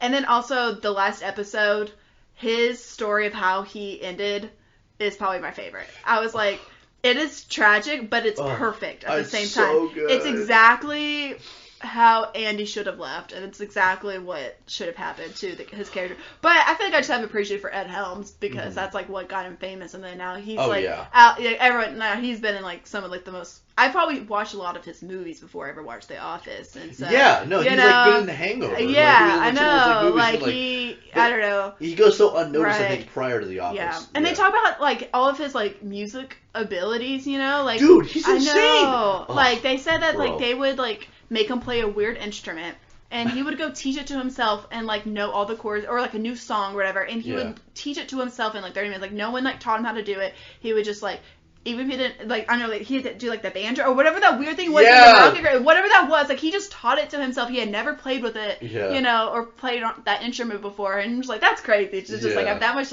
So I don't like Andy, but I do respect Ed Helms and what he brought to the character of Andy. Yeah. It's maybe I'm like, okay, I don't get as offended when I see it from that perspective. Dude, I love Andy so much. I love Andy. Really? I love Andy. Like, Because I just like he's like I think the other half of like I think because a lot of the characters in The Office are little bits, and then this is maybe just because I love Michael so much. They're like a little bit of like specific aspects of Michael and how he like relates to them. Like Andy 100% relates to like the obnoxious musical side of Michael that he doesn't have. He wants to have that, but Andy actually has that and he's good at it. Right. And like Michael's like, oh, I can do the theater, and it's like. Michael, calm down. You can't. Like, you like that, but you're not good at it. I know. Maybe one thing, I feel like it might be, Andy obviously does it way more extreme than me, is Andy will do anything he can to be relatable. Okay. You know, so the first time he meets Michael, how he does everything that Michael does, you know, and likes all the same things Michael likes. I know that's an extreme, but I feel like I have that to where... Like, I can meet a person, find out their interest, and then kind of, like, you know, really make myself, you know... I don't know, like, I don't, like, alter myself, but in a way I do, in the sense that I might talk differently to you than I would to, like, somebody else, you know, that's, like, has, you know, for you, I can match your, like, level of energy, but if I'm with someone else who doesn't have that energy, I can match the energies, I can match the vibes, you know, I'm very conscious of the vibes, and I don't want to ruin it, and I feel like that's, like, Andy, like, he has a very good, you know, he can just, like, I don't know, tell of what, like, the vibe and, like, the room is, or, like, with the person, and be able to match that, and it's not a good thing. It's called masking. Okay, so, anyway. So let me ask you, at what point is that an issue, and what point is that an advantage? Like masking? Well, yeah, I mean, because... Oh, it's, something I've been, like, breaking down to myself, like, a lot. I didn't realize how much I did it, and I'm starting to realize more and more now of, like, doing it, and... masking. So I think I do have social anxiety in some situations. So for me, masking is a way of like kind of like protecting myself in a way of like making me feel like less anxious. But I think I just have such like a self-awareness for what people are thinking in the room. And so I'm not, I guess in some ways, like it can look like people pleasing, like trying to get the approval of people. But I think I also just like kind of want to like match like the level that's like being, you know, so like that's why new situations, I mentioned this earlier, like interviews and dating and, you know, meeting people the first time is really intimidating because I don't know how to act yet. I don't know how much of myself I need to be and not to be in those situations. And so I think I mask more than what I think I do. And sometimes when I'm with people and they ask me like, you know, what do you want to go eat or what do you want to go do or what, like, you know, these types of questions in my mind, I am trying to think, what does this person want to do? What do I want to do? And what's a good thing that we could both do that we both, but I will always make a decision based on the other person instead of just like saying what I want. So I'm trying to fix that. Other times I feel like that's not a good thing. I'm like afraid to ask questions. Like if someone's speaking about something or says a word that I don't understand or a phrase I don't understand or if they just say anything I don't understand, I will so naturally, without even thinking about it, just nod and pretend. And just like, I don't even realize of how much of the conversation I had know nothing about that I'm just like totally faking it. Like I'm really good at faking it. And I feel like that's like me masking just because I don't want to humiliate myself by not knowing, you know, what it is. So I try to stop that and by asking people what they mean by certain things or certain words that I don't know or not being embarrassed by that. Yeah, it's interesting. So, yeah. I mean, that's fair. I mean, I think there's, like, at a certain point, I mean, I think everybody has a bit of social anxiety in different ways. Yeah. Well, actually, no, I think there's some people that really just don't give a rip and they're just putting themselves out there. Like, for me, like, I don't think anybody would necessarily say that I have social anxiety because I'm very good with people.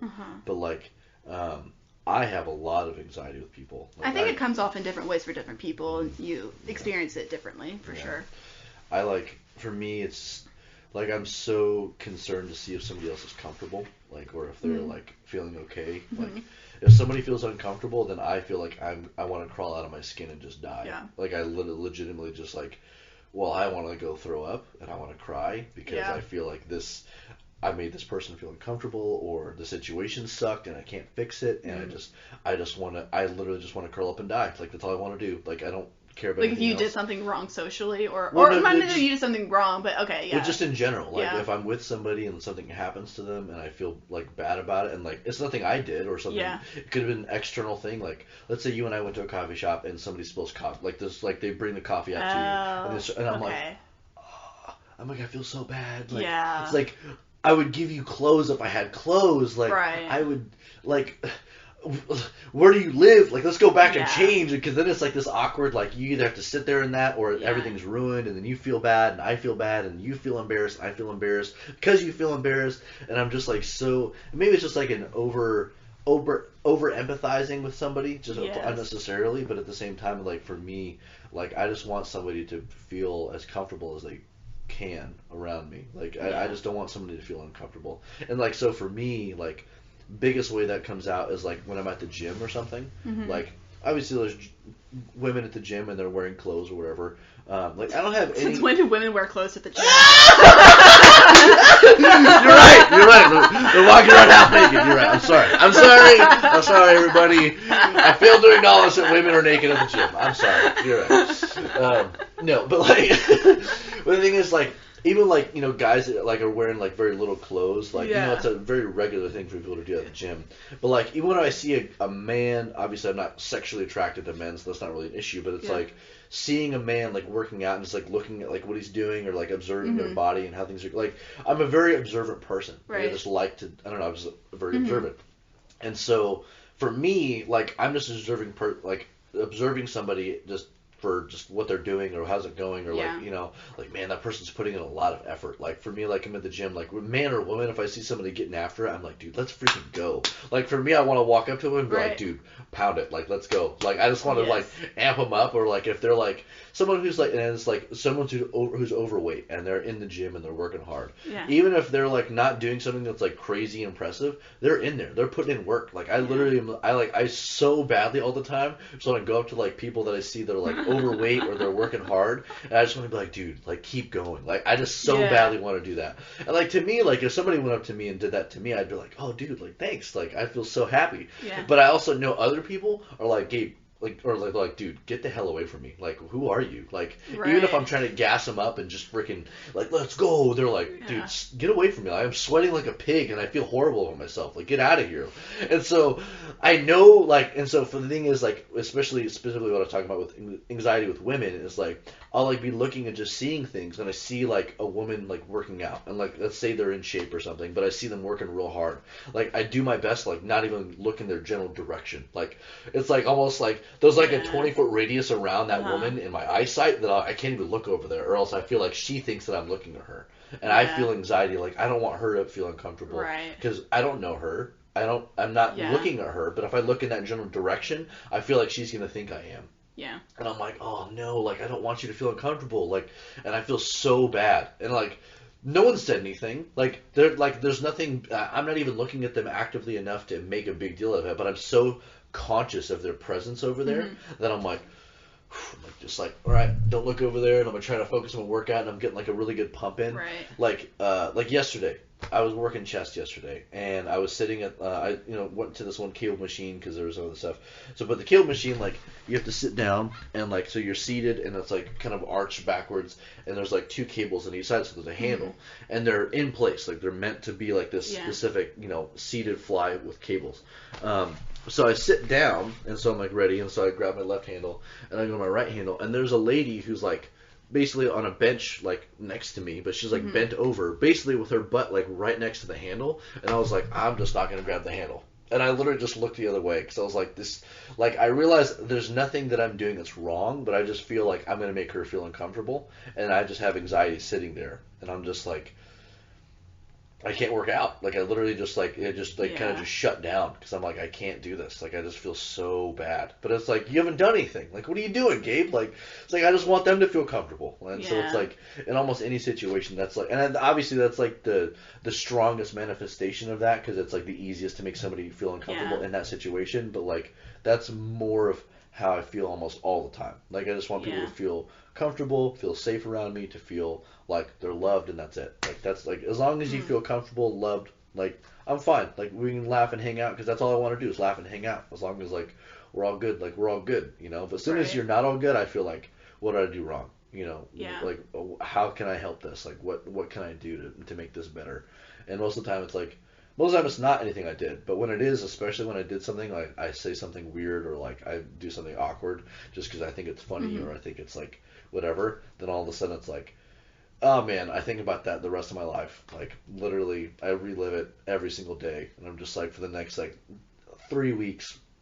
I'm just like, I remember when I was talking to Haley, and I said that really weird thing about Alex, and then she kind of looked at me funny, and then we moved on from the conversation. I don't think to bother her, but like, okay, why did you say that? Like, how dare you say that? Like, she probably like thinks you don't like Alex, and I'm just like, but I like Alex, but I'm like, dude, you've only met him once, so how can you like him? But I'm like, I don't dislike him, like he's cool, and so there's like, but like that's like how like it in me, like that's just like how that goes. So you didn't say anything weird about Alex, or was I just no. I was just making. No, did that happen? No. So that's the thing. Like, remember that. Yeah. So that's where I'm like, I was just giving yeah. a hypothetical example. Yeah, but yeah, yeah. it's just like that's kind of where it goes to. So yeah. Right. Yeah.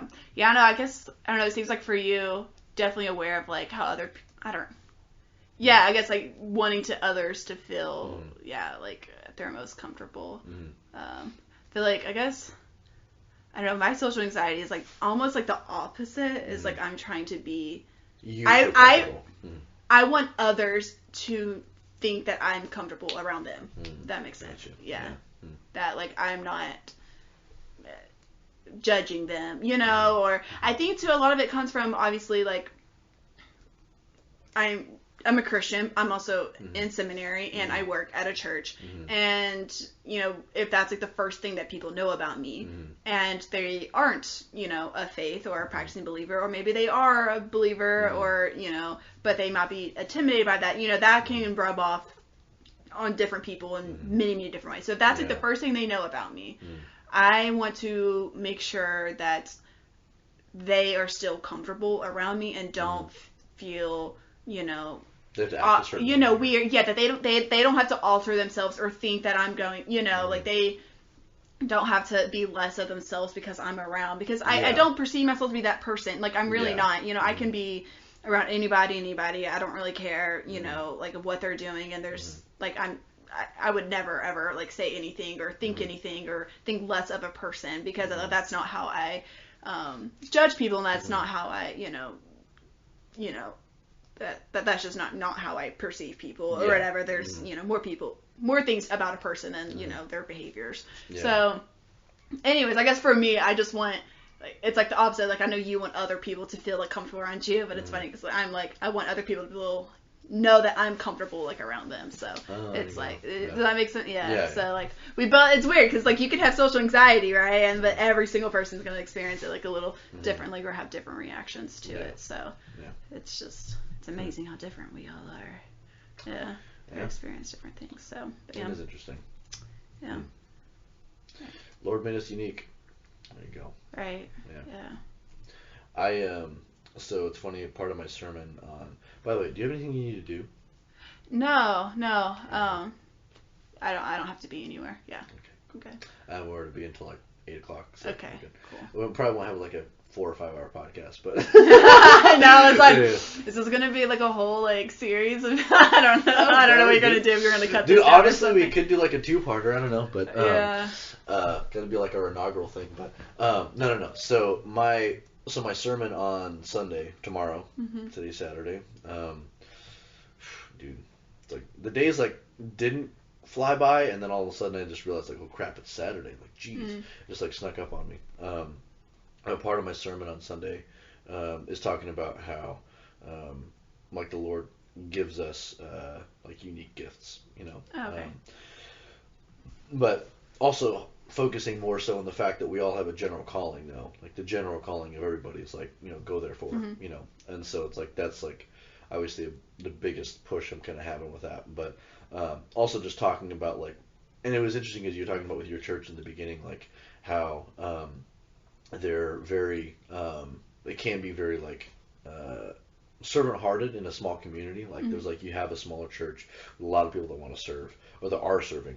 And I feel like that's pretty much where our church is at, except they serve in, most of them serve in a food pantry called Hope, which we don't necessarily oversee directly, but we just operate it out of the church. And Well, I guess we do. I don't know exactly what it is, but it's not really that much of a ministry besides the fact we just give people food and send them on their way. Like there's no like interaction or talking about like the Lord with them or even like investing in their lives at all. Like I mean, I guess there used to be, but that was prior to COVID, and now there's not, and so it's kind of even less of a ministry than it was before, and so it's kind of like this weird awkward thing, and there's a lot of people in the church that are just not about it. They're like, dude, we got to get that out of here. Like, we're burning a hole in our pocket. We're using a lot of our storage for something that's not really benefiting the community or the church. Like, it's just not. It's like kind of it's a band-aid on a wound, really. And so it's like, how are we actually going to do anything about that? But that being said, the general calling of the whole church is to like go therefore, make disciples, like sharing, evangelizing, or just talking about the Lord with other people, like living out your faith, really. And so while we have a lot of people that have those unique callings to like do certain things or serve in certain ministries or go to certain places, like some people are called to be missionaries and stuff, but overall, like our calling is still to like be actively pursuing others for Christ, in whatever vein that looks like. And your giftings are to be used for basically that thing, to like share in the light that we've been given in Christ, like understanding that like I have a hope in my life. I have a hope in my heart for not only right now, but forever. Like, and this life I can live freely, like life to the full, because Christ has given me that life. And it's like, that's amazing. That's something I can celebrate and have a weight off my shoulders every single day of my life, because I can look to the cross and be thankful. And it's like, I can, enjoy every little bit. It's always not, obviously not always as easy as that, but it's like, we all kind of have that blessing, and it's like, are we sharing that blessing with anybody? Right. Are we letting anybody actually partake of the very living water that has saved us? Are we even telling anybody about that? If they don't want any part of it, then that's on them. Like it's like, right. But are we even giving anybody an opportunity to drink, really? And so it's just like, that's kind of the focus of the message in general.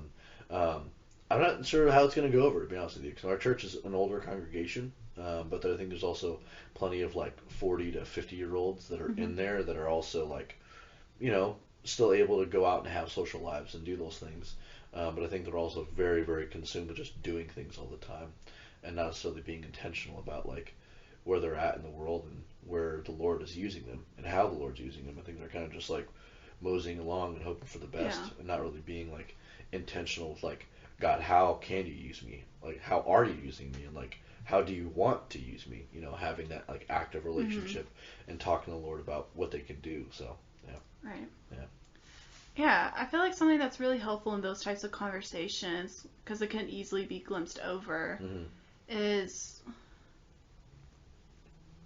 ensuring that there's not one right way to share the gospel, if that makes sense. Yeah. So you can definitely like meet up with someone at a coffee shop and like directly tell them about the gospel, or like your life and your, that is sharing the gospel.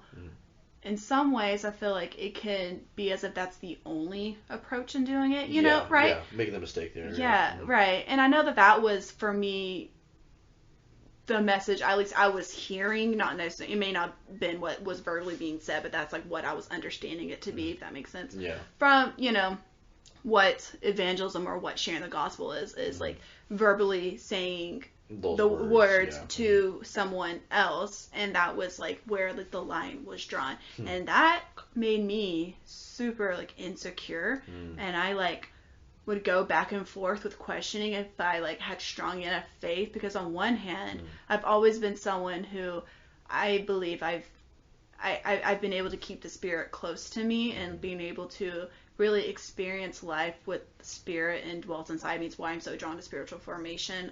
That's probably a gifting that I have, that you were talking about, that we all have individual gifts, and that's definitely one that I've known that I've had. And so, like, I felt like still connected and close to God because of that. So, but at the same time, I wasn't being what the people, like my pastors or the people I was listening to, were telling me that I needed to be. Does that mean? And I know that there are, there are different avenues and ways, and I think talking about our gifts is important, because I think it's through our gifts that we not only know how to share the gospel, but we come closer into knowing who we are. Yeah. We come closer to Christ, Mm-hmm. and I don't know, I feel like there's such like a bond that's made, Yeah. and like understanding that. So I know gifting is really important, because I am not suited to just talk about like verbally my faith very often. And so I definitely use discernment a lot in like the Spirit's words, and try to invoke Spirit-like words and actions and embodiment of like love into like the way I interact and talk with people. So yeah, I don't know, I feel like it looks different. And I know one time I was at it was a mission trip. It was I went to a Baptist church, and I have to say Baptist, I'm sorry. Good old Baptist. And in college, we went on a mission trip. And I remember on this mission trip, we were working with a church plant there, and someone at this church plant, he had shared this quote. I want to say it's from John Wesley, but now I'm rethinking if that's correct. Wesley Snipes? No, John Wesley, the Methodist dude. Anyway, it was, like, share the gospel, always share the gospel, but only use words when necessary. Okay, so this is a very popular thing. Yeah. I remember he shared that with us. I remember hearing that, and like it like clicked, like it resonated. I was like, okay, yeah, to me that made sense. And then we get back to the hotel, and our college pastor was kind of talking to us. We were like debriefing the day, and he said, by the way, I know he said this quote, but that's just not right. And then he went on this like rant about how like in order to share the gospel, you have to use words. And like reflecting and looking back on that, and how like much that just promotes ableism. Yeah. I'm like, what does that mean? Someone who is literally not, like, they are non-verbal or unable to verbally speak or whatever that looks like, are they not allowed to accept the Lord's calling as a Christian? So it's very interesting. And so that's why I feel like talking about giftings in evangelism is like not like it's a must, and it's so important. So I'm glad you're able to preach on that, and hopefully it'll make people in your congregation, like more confident that they are able to do it, even if they're not the best at verbal speaking, but that there are ways to share God's love and God's light and God's message with others around us. Well, part of it is also talking about, like, in 1 Corinthians is what I touch on too. It was like 1 Corinthians 12 talking about like we have all these different gifts. Yeah. But it's like, we have all these different things, and it brings us together as the church. Like, we're not all going to be the same. And it's like, I think I've written down, it's all basically the whole sermon's written on my phone, because I'll like start getting like thoughts, and I'm just like praying through it, and all of a sudden, like, I'm like, literally yesterday I woke up in the morning and I was like just kind of laying there, and I started thinking about it, and then I like just came to me, and I literally was like, I gotta get up, and I just started writing. It was like really just like so I just, whenever like, you're about to preach, 'cause I know you don't preach every Sunday obviously, but when you you just like I don't know, take mental, like throughout the day, just like get get like so pumped up about it, and then you almost have too much stuff to, I don't know. Mine it's is, because, well, I get like that whenever I have so much that like I want to say, but I also know it's like, okay, what needs to be said, and like what really is the Lord asking me to say, and like how am I utilizing what He has for me to say, and like am I articulating that well, and am I adding anything into it? And it's like, I know part of it is going to be my own, like it's going to be the Lord's desire through my own filter a little bit, but at the same time, like, He also pushes through that filter and says, get the hell out of the way, because it's like, it's really His. So it's like, okay, so it's like, part of it's like articulated partially through just my way of articulating it, but really it's going to be the Lord's will. And so really trying to pray through that, and kind of talking about it, and thinking about like all these different things that I want to bring into it, but then it's just kind of, the more I add in and the more I start kind of trying to put it together, the more things kind of get stripped away and stripped away and stripped away, and then it's like just becomes this central thing that I'm actually focusing on really more than anything else. And so for me, like, I can teach through, and I did exegetical teaching whenever I was in California with the kids.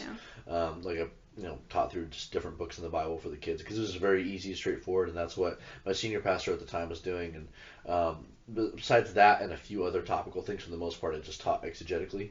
But now, like, I'm more comfortable doing kind of a both. If I need to teach through a book or if I want to teach through a book, I just feel Yeah. like if the Lord has, then I'll do it. But like for me, whenever I teach on Sundays, typically it's only once or twice, maybe like 2 or 3 times in a row. Mm-hmm. But so it's typically fairly topical because I don't have a lot of time to invest through a whole book. Right.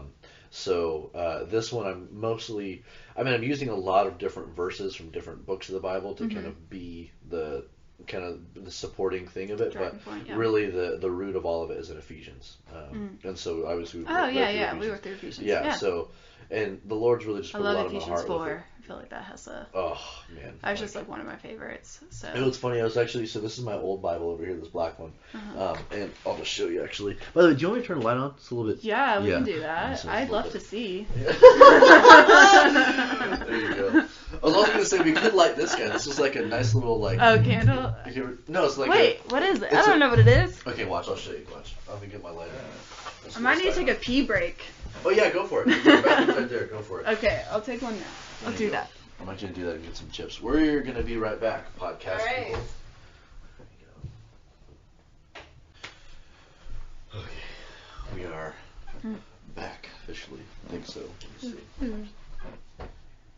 Yes, we're back. Okay, so this thing, actually, believe it or not, I don't know what kind of like an official name is, but it's like those old school lamps. Is that oil in there? Yeah. Like lamp oil? Okay. Yeah.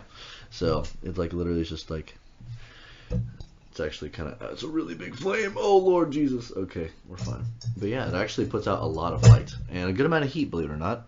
So believe it or not, let's see how well this actually works. I really like it. It's really kind of moody also. You like it? Yeah. Yeah. It is cool. I like it a lot. I dig it. Yeah. It's cool all that. Which one do you prefer? I really don't care either way. I don't care. It doesn't matter. Can you see with it? Yeah, I can see. Actually, this is really cool. I love a nice lighting situation. So, A nice lighting situation. Yeah. I feel like we're like getting cultish now because we have like the Bible and like a weird lighting. What? No. Candles? There you Bible got it. I have a professor that makes us light a candle before class, and it's like the Christ candle. So it's supposed to be like a representation of like Christ's like eternal flame and Christ being present with us. Oh, that's cool. That's we can awesome. just see that. There you go. Yeah. I don't know. Yeah. So obviously I'm like reading through. Oh my gosh, Ephesians. we got the Bible. Let's go. Yeah. Well, yeah. In the light of Christ, No. So I was like reading through Ephesians, but then I was like looking through like Ephesians 3 and Ephesians 4. But like right as I was looking through this one passage, I already have stuff highlighted from like years ago. So I was just like, oh man.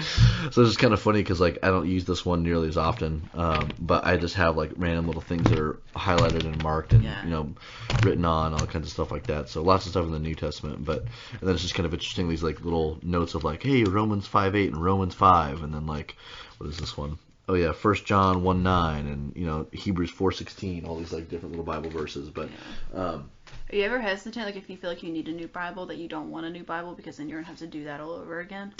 No. Because I'm in that stage right now. Oh, okay. Because I need one because I don't like my current Bible, so. Why don't you like your current Bible? Okay. I don't know what translation you use, so I'm so sorry. Go for it.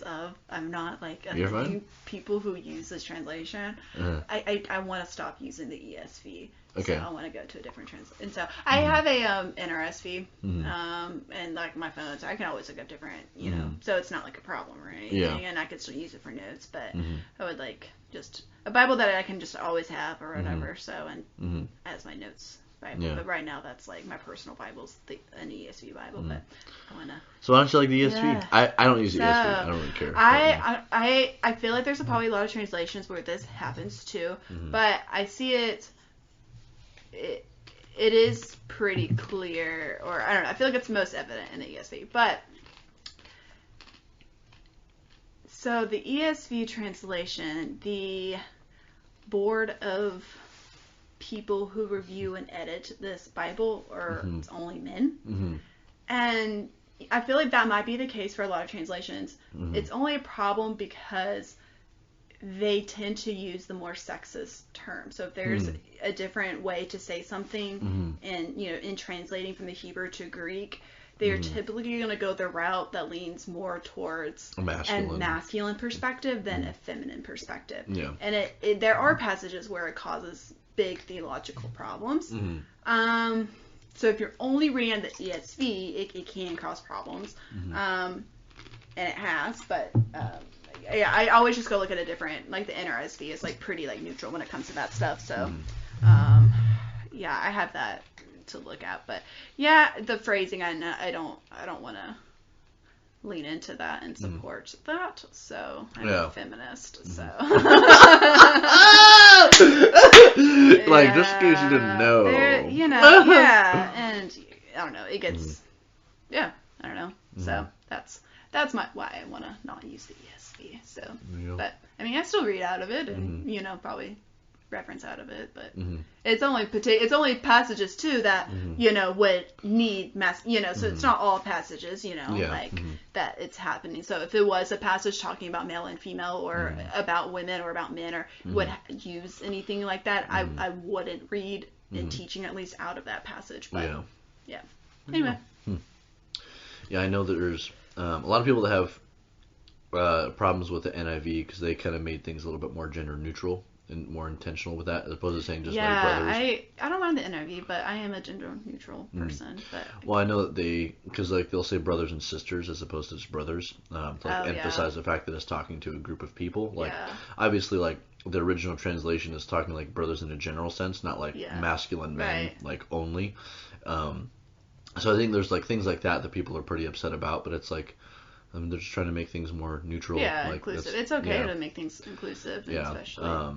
So I know that's a big part of why a lot of people don't like it, but I also know there's like other issues that I think they, like I guess they changed the phrasing on some certain verses and people like made a really big stink about it. Yeah. But I'm also like, I don't know, there's a lot of issues that I find that, I don't like denominations. I don't really like titles or labels at all in any point in my life, really.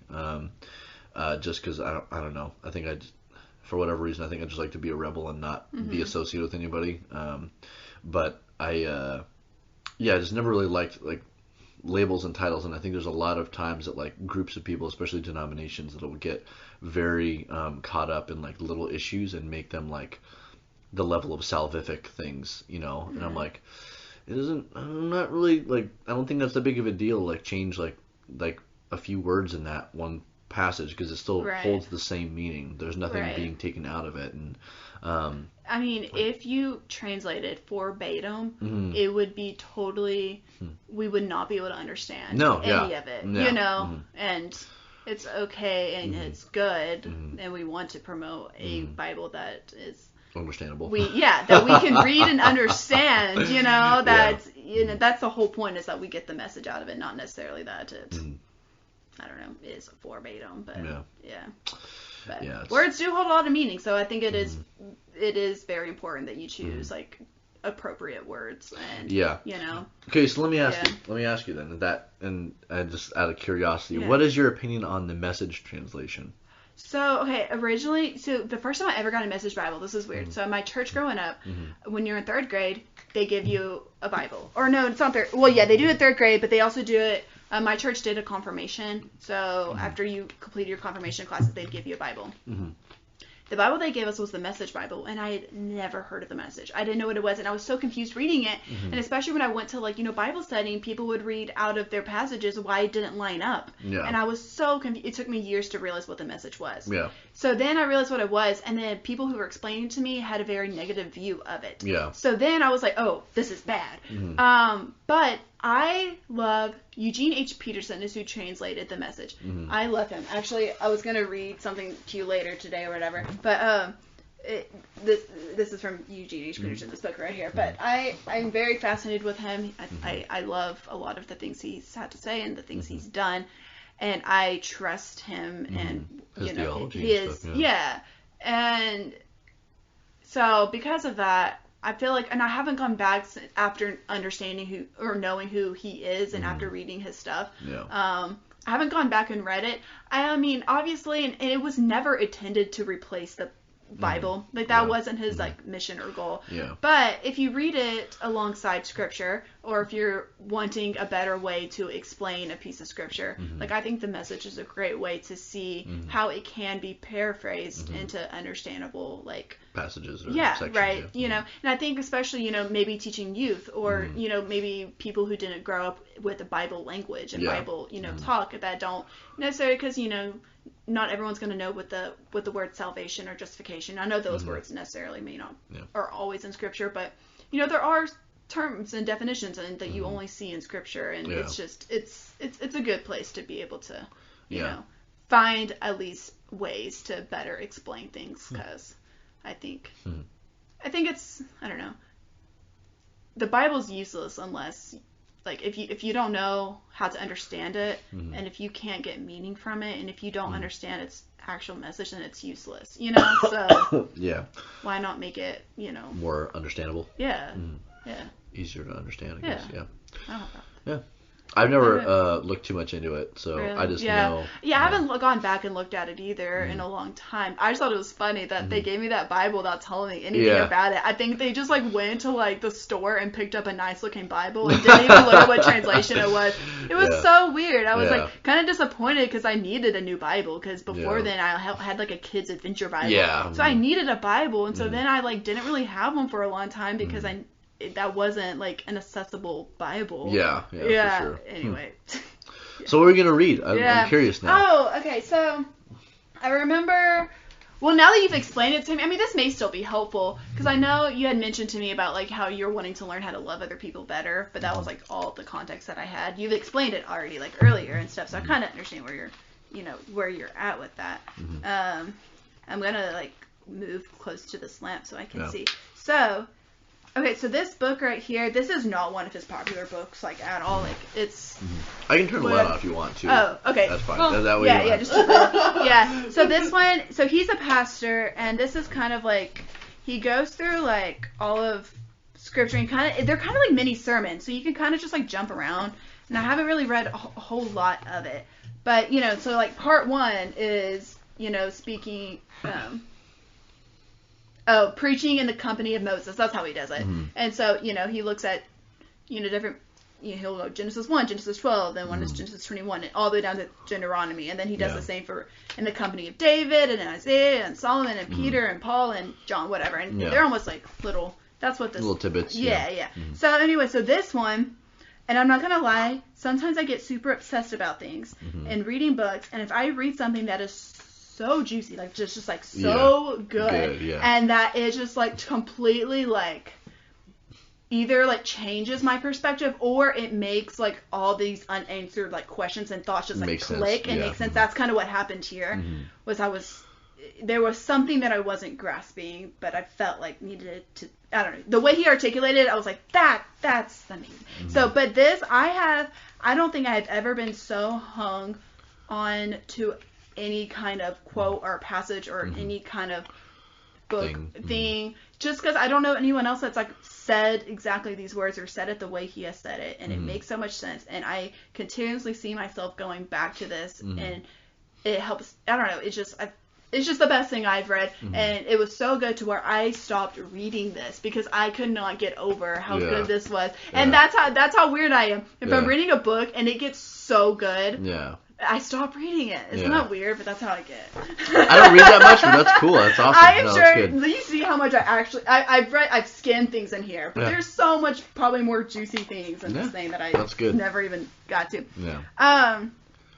It's so good. So I'm gonna read almost this, so it's kind of go long. For it, girl. That's so good. this section is love your neighbor as yourself, and he's talking about Leviticus 19:18, and it's how could you ever pull meaning out of Leviticus? And, it's kind of this weird irony thing, but this where we get the command, love your neighbor as yourself, and so he is talking about this in this little passage, and so this is kind of towards the end of this chapter too, but I'll just shut up and start reading. You're good. Let me see where I want to start. Okay, I'll start here.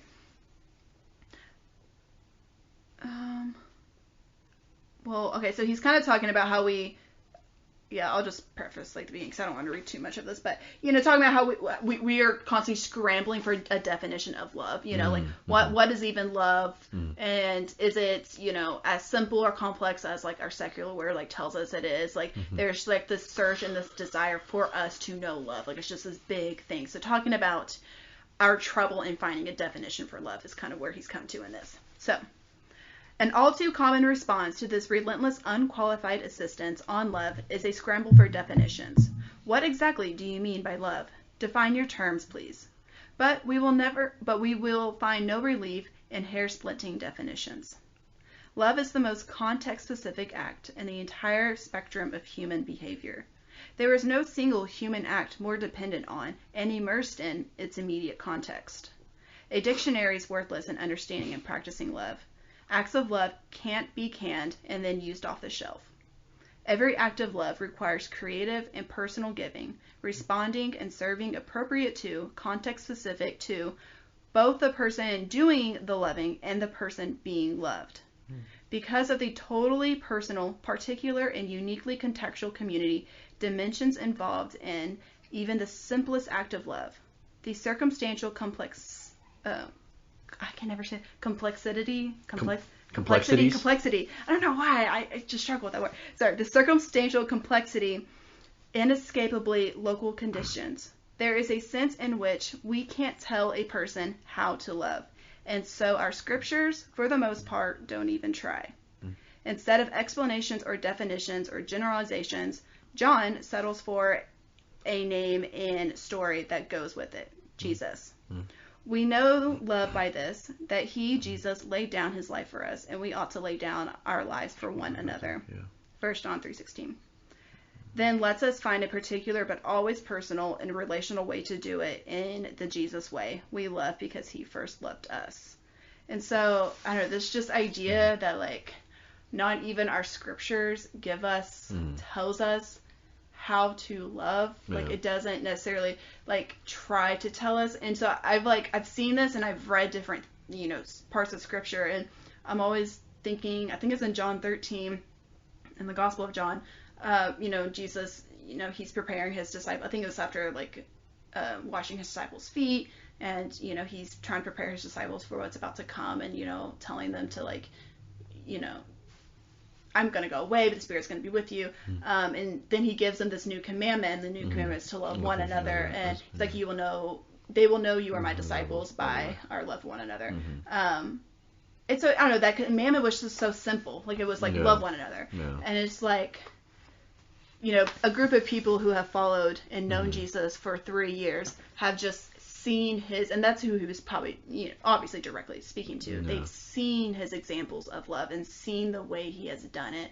And it wasn't in anything that he said or preached, and it wasn't anything he articulated with words that brought them to this understanding of what he can possibly mean by love one another. It was by watching this man and what he did, how he made others feel, the perfect conversations that he seemed to have with people, and the way he responded and acted within them is just like the only way we can know exactly what love looks like. And so I think that's what it means when we can only love through God, because if God is love and the Spirit is indwelt inside of us, then we hold that love. And so the only way to know, because if this is context specific, how do we know what this person needs? Like it needs to be so focused. Like, we have to ensure that our love is actually being reciprocated in some way or another. And I think there are instances where that's kind of hard, because you can love someone and they may not understand all that is that you're doing for them, but it is out of love and it is for their sake. So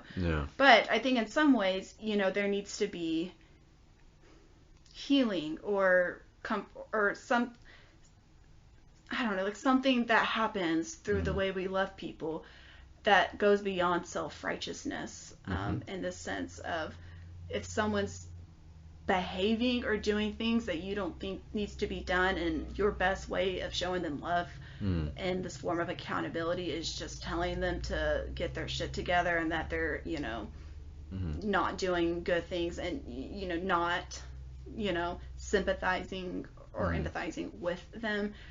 I just don't see how that's out of love, because it's, when people do that, they're speaking out of self-righteousness. They're speaking out of, you're making me uncomfortable, I need to tell you to get your stuff together. When in fact Jesus didn't love out of that self-righteousness. He loved because he saw someone talked with someone or whatever it was, like sometimes there was healing, like physical healing through that conversation, or emotional healing through that conversation. But I don't know, he just knew and met their needs, and it was always done by different ways. Like he didn't physically heal every person he met, but I'm sure he loved every person that he met. So it just looks so different. I think it's important to know that our love is actually for the other person and not directed out of our own self-righteousness. Or our own selfish needs. Yeah, right. That it does need to, in most sense, which, needs to be reciprocated, but kind of see how you can kind of say that's not completely true, but whatever. Yeah. I don't know. That's always struck me, and I've just thought about that a lot, because it kind of makes it simple yet unsimple, because it's there isn't a definition or a proper way of how to love, and that love is more of like an embodiment of like something that you are more so than something that you do. Yeah, it's kind of just almost that's an aura. It sounds woo-woo and weird, but like it is kind of your nature, I guess, and the way that you're. I mean, I think it's again like part of the same idea of like, preach the gospel always, but use words when necessary. Like it's the same idea of like, like, and it's something I actually talk about in my sermon. It's like we should be wearing our faith in a way that's so evident that there's like something else. Like the light that we have should be a light. It shouldn't be like, I think there's a light in the darkness. Like, is that a light? Like, what is that? Like, it shouldn't be like questionable. This should be something that's like pure. And granted, we're not going to be pure. We're, flawed, messed up people, which is great. But at the same time, like when we're striving towards the Lord, like he uses our faults and our failures. Like he uses anything and everything that we can, good or bad, when we're faithful to him, for the good. Like he uses those things, even our biggest mistakes, to not only glorify himself and see that he can use those things, but also to like bring others to faith and like to love people in a way that might be hard for them to see without somebody else having fallen before him, or like or seeing that somebody's already been redeemed out of something that they're going through or doing. And, it was interesting. It's good. So, it's interesting. Yeah, I'm reading one of my books from school. It's You Are What You Love is the title of this book, and so the first chapter kind of talked to us like we're more than just thinking things, like we're more than just our mind, but we are, people, and there's more to us than what we think about, and so kind of this idea of like embodying like love, and I guess it kind of talks about the way that you love better is like practicing virtues of love that like allow you to do things out of love more habitually. So like I know Paul talks about like these virtues, in like Colossians and like in Romans 12 of humbling yourself, and then